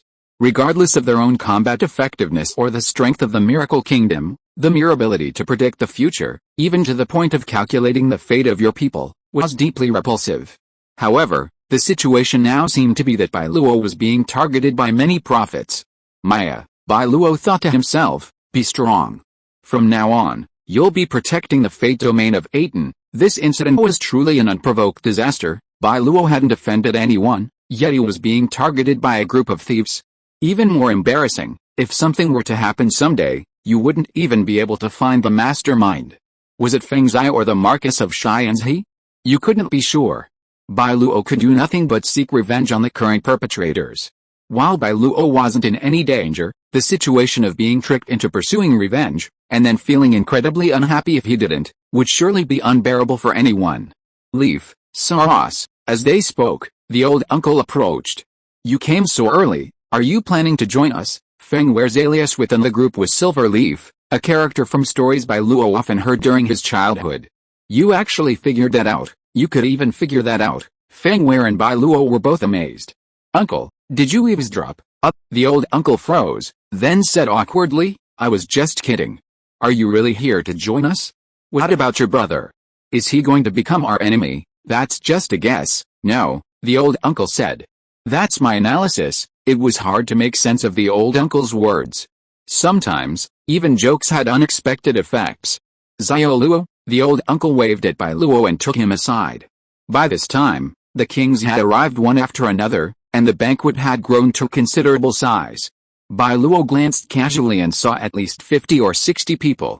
The male-female ratio was quite stable, roughly 1:1. Furthermore, one had to admit, Miracle was blessed with natural advantages. The lords of miracles might not all be handsome men or beautiful women, but they possessed a wide variety of qualities, and each one displayed their most flawless side. How is it? What do you mean? This is a gift I prepared for you. The uncle had brought Bai Luo to the 10,000 Kings conference to introduce him to his connections, giving him the upper hands in the upcoming diplomatic process. He had been discussing it with his old friends, and the deal was basically done. What's the price? No price? Really? Bai Luo was astonished. The uncle's diplomatic skills were unmatched by 100 hellbocks. The gap was enormous. Why? Is that even possible? Really for nothing. Previously, Bai Luo had worried that his acquisition of Dusk would make many lords of miracles wary, perhaps even forming alliances and encircling him, to his detriment. However, by some unknown means, the uncle had broken the impasse. It's not like I don't want anything, the old uncle said with a smile. I've used up all my favors. Favors, the old uncle has done favors for many miracle lords. King Aole is not the only one. The old uncle has made friends with many people like him. Besides that, there is another more important reason, the old uncle is trustworthy. The old uncle's credibility is very high. Even if the kings don't trust Bai Luo, they will trust him once for the sake of the old uncle. Chapter 371. Don't look at that place has not been taken down yet. Though I'm only a mortal, I haven't given you nothing. The old uncle put his arm around Bai Luo's neck. He raised his palm and gently brushed it over the kings standing before him, especially the charming female rulers. Look. This is the picturesque kingdom I've built for you. Oh, at that moment, Bai Luo's admiration for the old uncle reached its peak.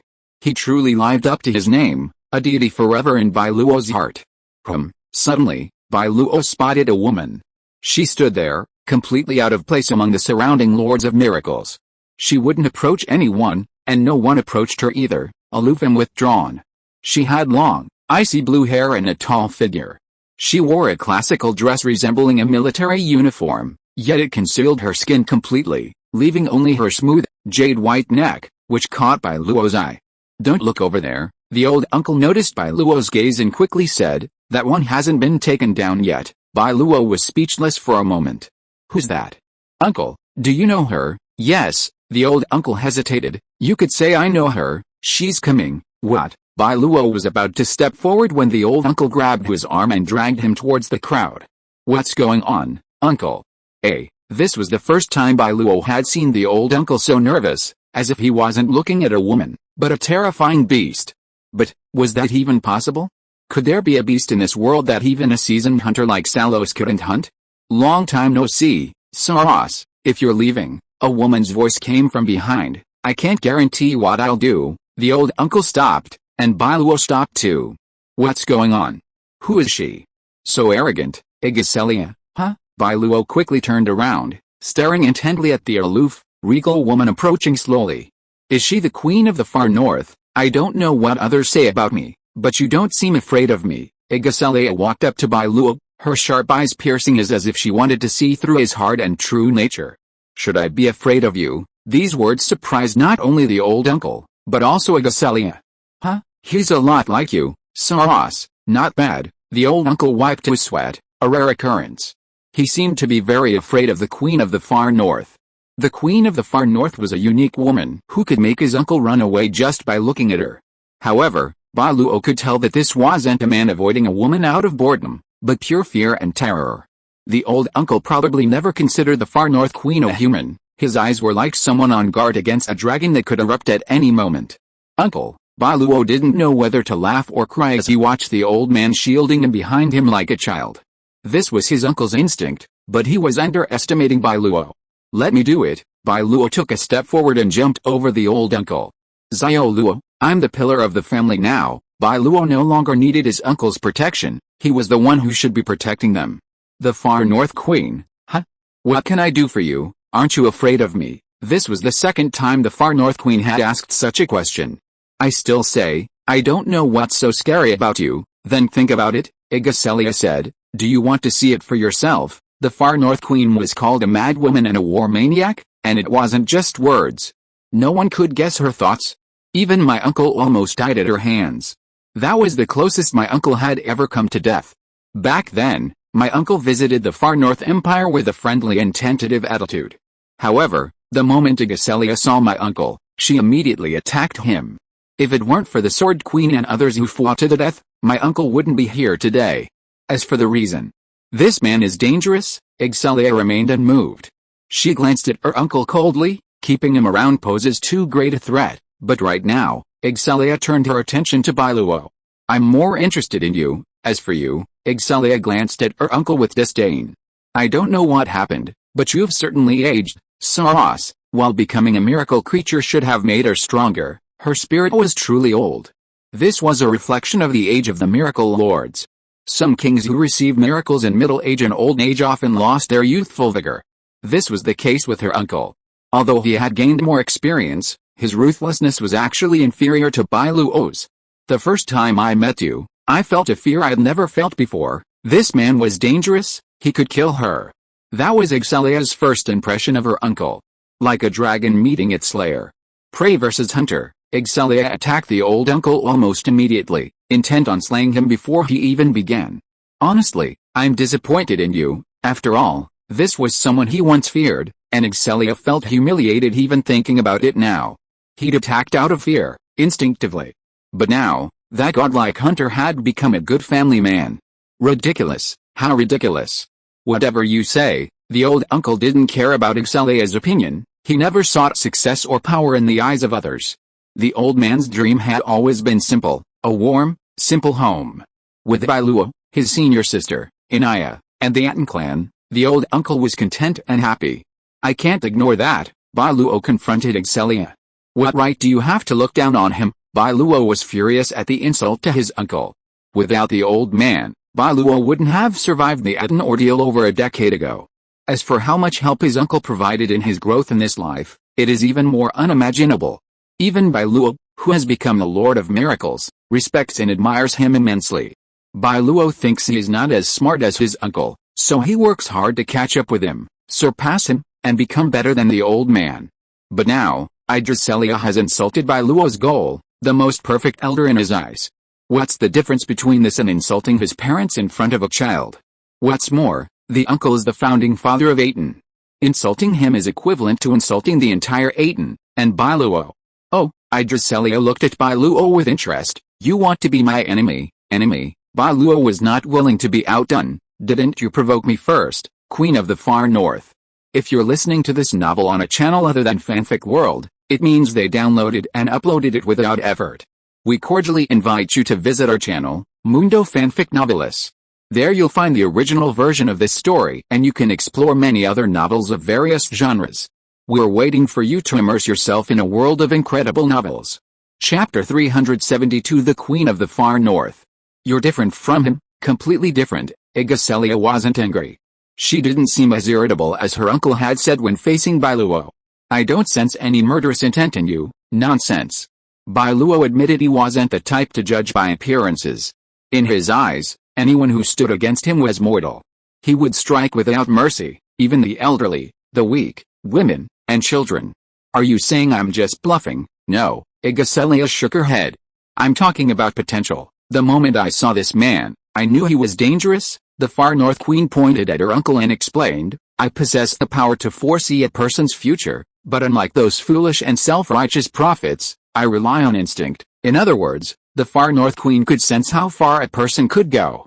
If, in the finale, the person posed a threat, the Far North Queen would sense it directly.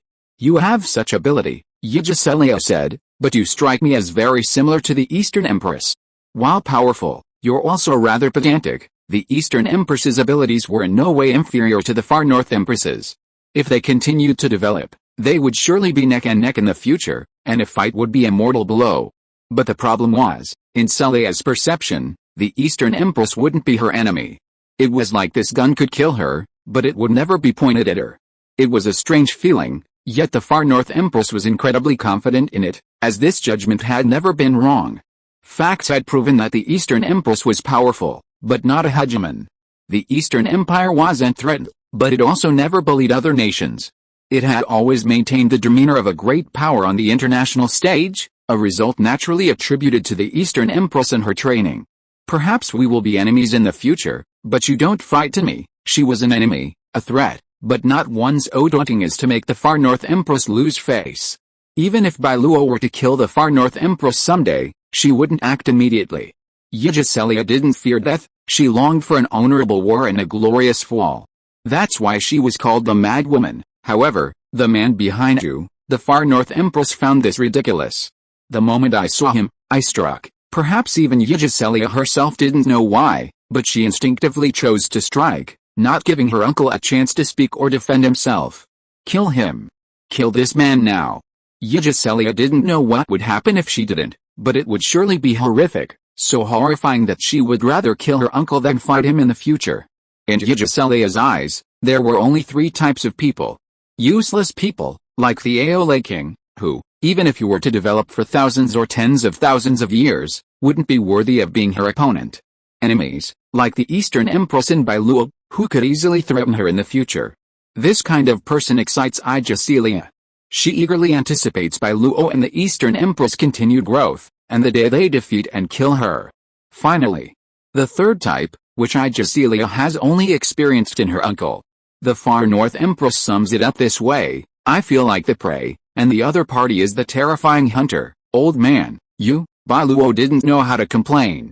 He turned to look at his uncle. Can you be more awesome? His uncle is truly unique, earning unprecedented praise from the Far North Empress. It's okay, just a little bit stronger. Bai Luo no longer believed his uncle's words. He set his sights on the Far North Empress again. So what brings you here now? Declaring war on me, or attacking my old man? Let me make this clear, my uncle is now my miracle creature. Do you understand? Oh, Bai Luo's words surprised the Far North Empress. I see. Is that so, Saros? Is this why you went from being a hunter to what you are now? A hunter with a family is no longer just a hunter. He loses the spirit of risking his life because he has a home to return to, a family that matters to him. What a humiliation! The Far North Empress attacked because she was afraid. Yijiselia had never been afraid before. In her thousands of years, her uncle was the first powerful being to make her feel fear. She even had the audacity to attack a mere mortal. But now? Her uncle had become so depraved. Why had she, the Far North Empress, been so humiliated back then? But it doesn't seem impossible. Yijiselia, Saros, what do you think? If I kill him, you, as expected, the moment she said this, Yijiselia felt the inexplicable palpitations again. That's right, that's it, it's true. The hunter didn't dare risk his life because he had a family. But if anyone dared to harm his children, Uncle would stop at nothing to kill them. Not done yet? Uncle, don't even think about it. How interesting, the Queen of the Far North, but it doesn't seem to make any difference. Uncle is Bai Luo's miraculous creature. So, wouldn't being Bai Luo's enemy mean fighting Uncle? The two don't conflict. What's more, Yijiselia stared into Bai Luo's eyes. I saw it, the thing you got. What? Dusk. The Queen of the Far North didn't say anything, because the voice echoed in Bai Luo's heart.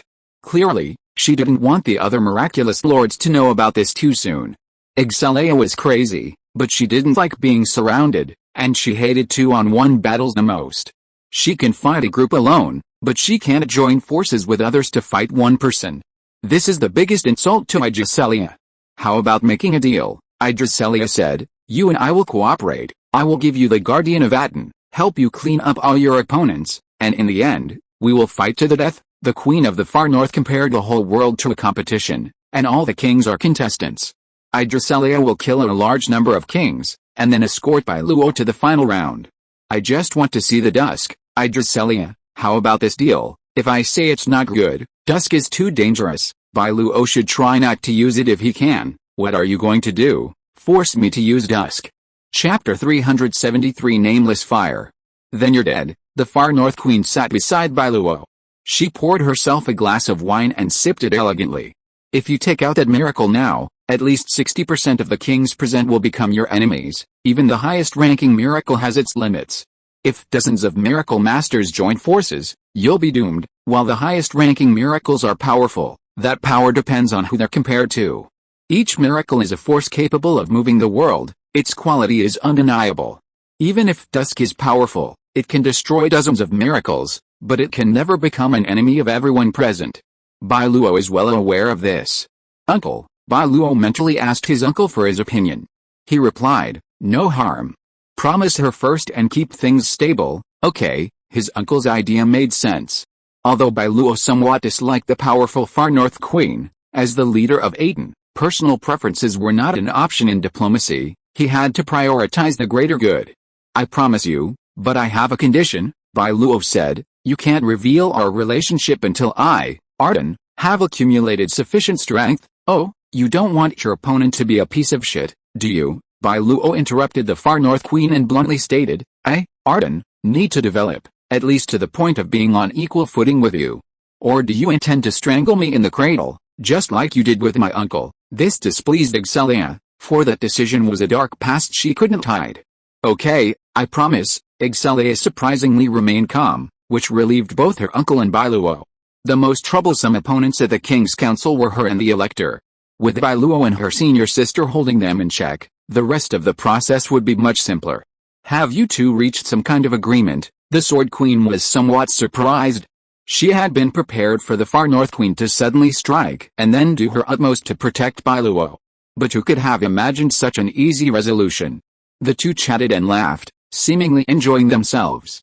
Incredible, the Sword Queen and Excelia hadn't met much, but they did share a peculiar relationship. Excelia wasn't particularly old, only about 6,000 years old. Unlike the Eastern Empress and Feng Wei, who had existed for 10,000 years, Excelia had previously served under the Holy Emperor. Simply put, the Holy Emperor previously commanded the Elector and Excelia, among other generals. But with his retirement, the Far North Emperor and his sister established a Far North Empire, and the Elector inherited the Holy Emperor's power, ruling the Holy Empire. The current Sword Queen was essentially Excelia's replacement, occupying the same position the Far North Empress had held. The Sword Queen hadn't fought Excelia, but she had fought King Aole. Even though both possessed the fifth sense, miracles themselves had their strengths and weaknesses. Especially Excelia. The Sword Emperor had heard that she possessed the world's most powerful upper miracle, the most terrifying of all upper miracle masters. Yet, even this Far North Queen had now befriended Bai Luo. It was undeniable that if the Sword Emperor hadn't witnessed it with her own eyes, she would have never believed that crazy woman could speak so kindly to someone. Really impressive? Shizai was puzzled, but since the Sword Emperor said she was impressive, then she must be. She was just a novice miracle master, the kind with no say. Suddenly, Excelia, who was enjoying her meal with Bai Luo, paused. Seeing this, the old man felt a strange sense of worry. I have a feeling something bad is going to happen. She turned her gaze behind Bai Luo, her previously calm expression now becoming strange. What's wrong? Bai Luo asked, puzzled, but the Far North Queen ignored him, staring intently in that direction. What is this? Excelia seemed to be asking and answering herself. I've never felt anything like this before. You're looking. Bai Luo didn't finish his question because he sensed his senior sister's presence, walking towards him. As the Queen of Atón and the declared independent Lord of Miracles, his senior sister naturally had the right to participate in the 10,000 Kings Council. What are you? Excelia noticed his senior sister and looked at the woman before her. What? This was his first time meeting Excelia, but she knew her identity almost instantly. Are you the Queen of the Far North? But even for the Queen of the Far North, wasn't that a bit too harsh? You're describing someone like that? Isn't that a bit too much? Ms. Excelia, Bai Luo quickly stepped in front of his senior sister and asked, let me introduce you. This is my wife, Isifia. Bai Luo witnessed once again the Queen of the Far North's capriciousness. But she was extremely powerful, and Atón truly couldn't afford to offend her. Even though Bai Luo felt uncomfortable with the salute, he had to endure it. Wife, how? Excelia scoffed. She wasn't targeting Bai Luo, but rather arguing with her senior sister. It seems I've overestimated you. You'd marry such a thing, that word again. Even Bai Luo was a little furious. Jibai. Explain clearly.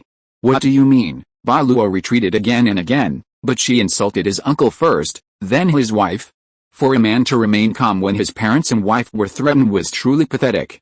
If you don't have a reasonable explanation, Bai Luo said, then even if it means declaring war on Jibai, I, Atón, will never accept such an insult. These words weren't spoken privately, Bai Luo spoke them out loud, and everyone present heard them clearly. Seriously, want to go to war with the far north? The kings weren't on the warpath, but they feared the miracle land would be shattered again. That's the far north? Fighting the far north, the crowd was buzzing with discussion. Those close to the old uncle looked at Bai Luo worriedly, fearing a dead end. The far north empire was powerful, the miracle world's foremost military power. Not even the Eastern Empire could claim victory in a one-on-one clash. Of course, the far north empire wasn't confident of defeating the Eastern Empire. But the problem was, Bai Luo wasn't the Eastern Empire, he was merely a newly emerged miracle lord. A mere newbie, how dare he challenge a behemoth like the far north? Bai Luo's words weren't a testament to his own strength, he simply wanted to leverage the voices of the surrounding kings to stop the queen of the far north from doing anything else. With so many people watching, even Inya wouldn't resort to direct action, would she?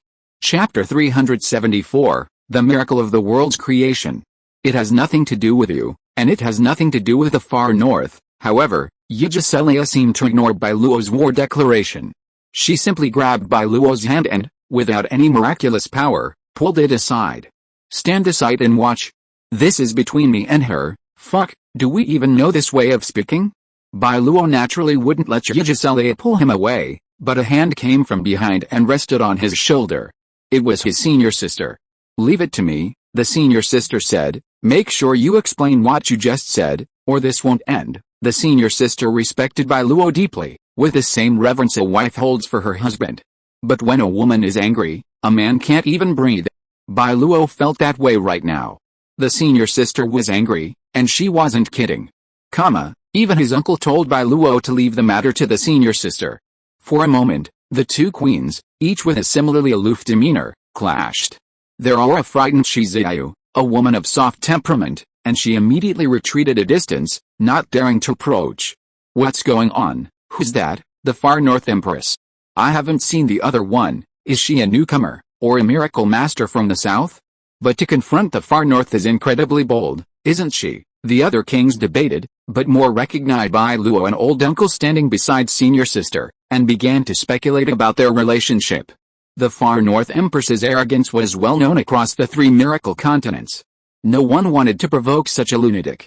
Wasn't I clear enough? The far north empress possessed a powerful perception, even surpassing that of prophets. Prophets calculated the most probable outcomes from endless possibilities, while they were technical geeks. The far north empress, however, could directly sense the outcome, just like when old uncle first met her. The far north empress made a fate-altering move. And now, the far north empress once again sensed a unique aura from senior sister. And yet, disgusting. This was the first time the far north empress had encountered such a situation, an unbearable nausea that permeated every cell of her body. The far north queen couldn't explain what was happening to her senior sister. The only thing she knew for sure was that she, Inya, absolutely could not coexist with a woman before her. Only one of them could survive. I'm asking you, Inya said. What are you? Why do you give me this feeling? She was extremely cautious towards an enemy she had never met before. Her senior sister wasn't a hunter like her uncle, the one who chilled her to the core, but even she couldn't understand the reason for this nausea. Was she human? If so, why was she so terrified? Feeling, the senior sister didn't understand what she was talking about. You make me feel sick, indescribably sick. Even the senior sister found these words incredulous. She had been furious that the far north queen had described her as a thing, but now, from her words, she had a theory. Could this person possibly sense the queen's presence? Even Ying Muian couldn't understand why Inya was reacting. Unspeakably disgusted, marrying such a thing, the far north empress undoubtedly sensed malice. Though she hated to admit it, reading the queen's memories from her senior sister's perspective, she too felt deeply disgusted. Beyond her physical form, that woman was rotten to the very core. Her actions appalling. Even more disgusting, the far north empress was clearly not very articulate, nor did she like to hide her feelings. Do you think I'm talking about anyone else? Her snow-white jade fingers lifted from beneath her pale blue sleeves, and the Far North Empress began to understand why her senior sister disgusted her. To deceive yourself to this extent is ridiculous. Boom. As the words fell, an unimaginable surge of pressure emanated from the Far North Empress. Almost instantly, every king present felt this overwhelming pressure. It was the royal majesty embodied by miracles, but with the Far North Empress's power, her majesty disregarded weight and directly descended upon every single one of them. Supreme, this is the Queen of the Far North. How exaggerated. The same royal might, however, fell upon different people, and the sensations they experienced were completely different. Some felt the bitter cold of the far north, others felt the scorching heat of the sun's core, and still others felt as if they were in the boundless universe, facing a towering giant, trampled under its feet. How astonishing! The far north, the Sword Queen shielded Shizuyu from the royal might, but when the superior faced the superior, the Sword Queen was no match for Inya. After the initial wave of attack, the other Lords of Miracles immediately formed a group, sharing the pressure from the superiors, and gradually regained stability. But even with such a turbulent royal might, the momentary palpitations still left countless kings trembling. Isn't this terrifying? Grand Duke Misha of the Fairy Eagle was dealing with the Far North Empress for the first time. She had heard of the might of the Upper King.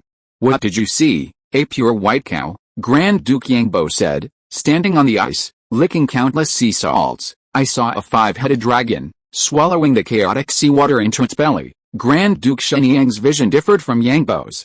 As for Misha, she saw the primordial earth, and black smoke rising from it, condensing into the most ancient sky. What exactly is her miracle? Even with the female Sword Emperor's help, Shizuyu still saw unique vision through the Miracle King's power that emanated from the gap. It was an ancient light and darkness, symbolizing the grand era of the conflict between gods and demons, the fusion and division of infinite other worlds and the mortal world. The strongest upper miracle, the female Sword Emperor's voice trembled slightly, but more than that, it was filled with emotion. And in her sight, a giant egg, like a chicken egg, was born from the endless chaos. Suddenly, a powerful, massive hand cracked the eggshell, revealing a bearded giant, seemingly from a barbaric era. With its hands supporting the sky and its feet stomping the earth, its body transformed into everything. Hey, what's going on? Bai Luo stood with his uncle. He possessed a vast array of miracles, including the highest and most incomplete miracles like Dusk, Black Book, and Supreme. The mere might of the Far North Empress's miracles, even at the level of the sixth sense supernormal, couldn't shake Bai Luo. Bai Luo also possessed sixth sense miracles. The Eastern Empress alone was enough to make him invincible. The problem was, Bai Luo had never imagined that the Supremes could be so terrifying. It's not like I'm facing one, but 10, dozens of them, in Bai Luo's view. The world was once a void. Under immense pressure, the initial singularity exploded, and the universe was born. Senior sister, uncle, Leon, Ali, and the others were all there, so what they saw, Bai Luo could naturally see as well. Yet, unlike everyone else, the visions of Wang Wei were remarkably unique. What exactly was the Far North Queen's miracle? How could one miracle possess so many attributes? The most powerful superior miracle in history, Senior Sister, or rather Isifia, narrowed her eyes as she stood before the Far North Queen. The world's creation myth, huh? Chapter 375 The Stopped War. No wonder you could touch me even a little bit. Suddenly, Senior Sister's tone changed. She shed her previous solemnity and smiled at the Queen of the Far North. I thought this miracle had disappeared somewhere, but it turns out it's in your possession. The strongest, upper-level miracle has met its most suitable master. Horrible, terrible. This was definitely not Senior Sister. Bai Luo was certain that Senior Sister had never spoken in such a tone. Don't look at me with such surprise. Isifia resisted the Queen of the Far North's might. She even had time to turn back and glance at Bai Luo, then winked playfully at her left eye. Didn't you just say you'd discipline me, my dear husband? The Queen. This was Bai Luo's first meeting with a queen. But now wasn't the time to question her. With a formidable enemy at hand, even Bai Luo knew he had to stand with her and fight Excelia together.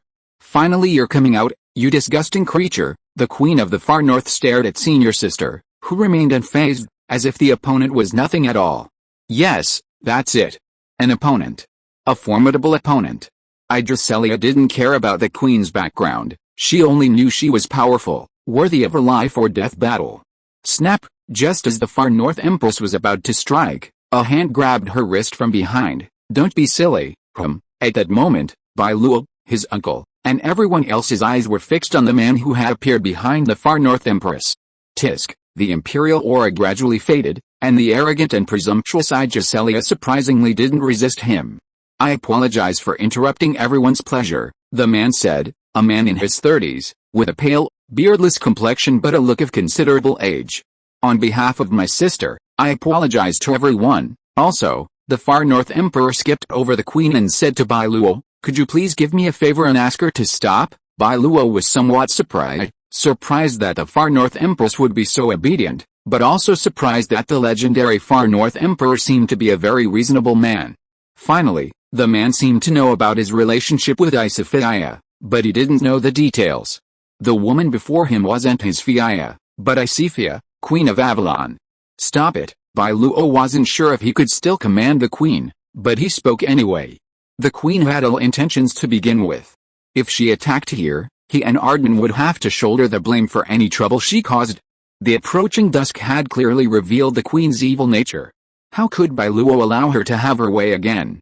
Okay, however, the queen not only didn't hesitate, but obediently retreated behind Bai Luo. This guy. He was imitating senior sister, her favorite position.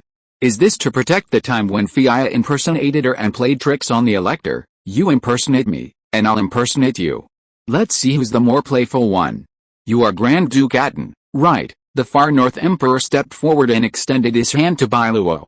"I am Usagan Oris, leader of the Far North Alliance, Bai Luo Atón." They shook hands, but there was no royal exchange. The far north emperor seemed genuinely here to make friends, and the handshake was gentle. "Long time no see, Saros, only a few decades, brother." The far north emperor hugged his uncle, and they patted each other on the back. Bai Luo was a little surprised. He hadn't expected his uncle to know him, and judging by the looks of it, their relationship seemed quite close. So what was going on with Inya? Why had she suddenly attacked? "My sister is just like that. If I turn my back, there's trouble. It's really troublesome." Tisk, being criticized by her brother in person, Inya immediately glared at the queen behind Bai Luo. However, Bai Luo could also see that, despite Inya's arrogance and dominance, she actually respected the far north emperor. Bai Luo felt that their relationship was somewhat similar to that between Inya and himself. Tianhan liked to play around, but he listened to Bai Luo's words. "If I had known, I wouldn't have brought her this time." "Apologies again." The far north emperor patted Bai Luo's shoulder, speaking like a senior to a junior. "Or do you want some favors? Feel free to ask. As long as I have it, I'm open to negotiation." Miracle perception revealed that the far north emperor's words came from the heart. He wasn't being polite. "This guy isn't bad, he's a good friend." Bai Luo gave his uncle a look, who nodded. "Don't worry, the far north emperor is different from the empress, he's a good man." The far north empire had 20 miracle lords, and their leader was the man before him. The far north emperor's skill and charisma, having built an empire of miracles from scratch, were a testament to his uncle's unwavering confidence. "What about Inya? A destabilizing factor," the old man explained. "She often causes trouble for the far north empire, and the emperor has to clean up her messes." With a lord of miracles present, Bai Luo and his uncle couldn't continue their conversation of longing for too long. Otherwise, it would be rude to keep the other party waiting. "It's okay, just don't do it next time." Bai Luo brushed the matter off lightly. Not only did Atón have to avoid offending the far north, but Bai Luo also had to deal with the queen's affairs, which was the most pressing matter. "Then I won't bother you." The far north emperor glanced at the queen and nodded slightly. The queen smiled, but her eyes narrowed. "Let's go, to our own place." With that, the far north emperor turned and left. "Why are you stopping me?" The far north queen crossed her arms and passed her brother from behind. At the same time, she communicated with him through the miracle contract. "Do you know that woman? Who is she? Don't make an enemy of her. She's not someone you and I should fight." HMPH, unhappy, extremely unhappy. The far north queen and her brother obtained miracles together, and they turned each other into their own miracle people. But as a younger sister, Inya grew up under the protection of her brother. It was like this before the miracle, and it was still like this after the miracle. The eldest brother is like a father, and Inya did not dare to refute the words of the far north emperor, nor was she willing to do so. Inya is actually very talented. She is not as crazy as she looks, especially her delicate heart. She is not much worse than the Far North Emperor in strategy. It's just because she is too powerful, and many things do not require going around in circles. Going straight can achieve the best results. This time, I really can't let you act willfully, Celia. Promise me not to make an enemy of that woman. End of this chapter. Thank you very much for reaching the end. Don't forget to like. Looking for more exclusive content and immediate access? Subscribe to our Patreon. Remember, every like, subscription, or donation encourages us to continue. Thanks to everyone. See you in the next video.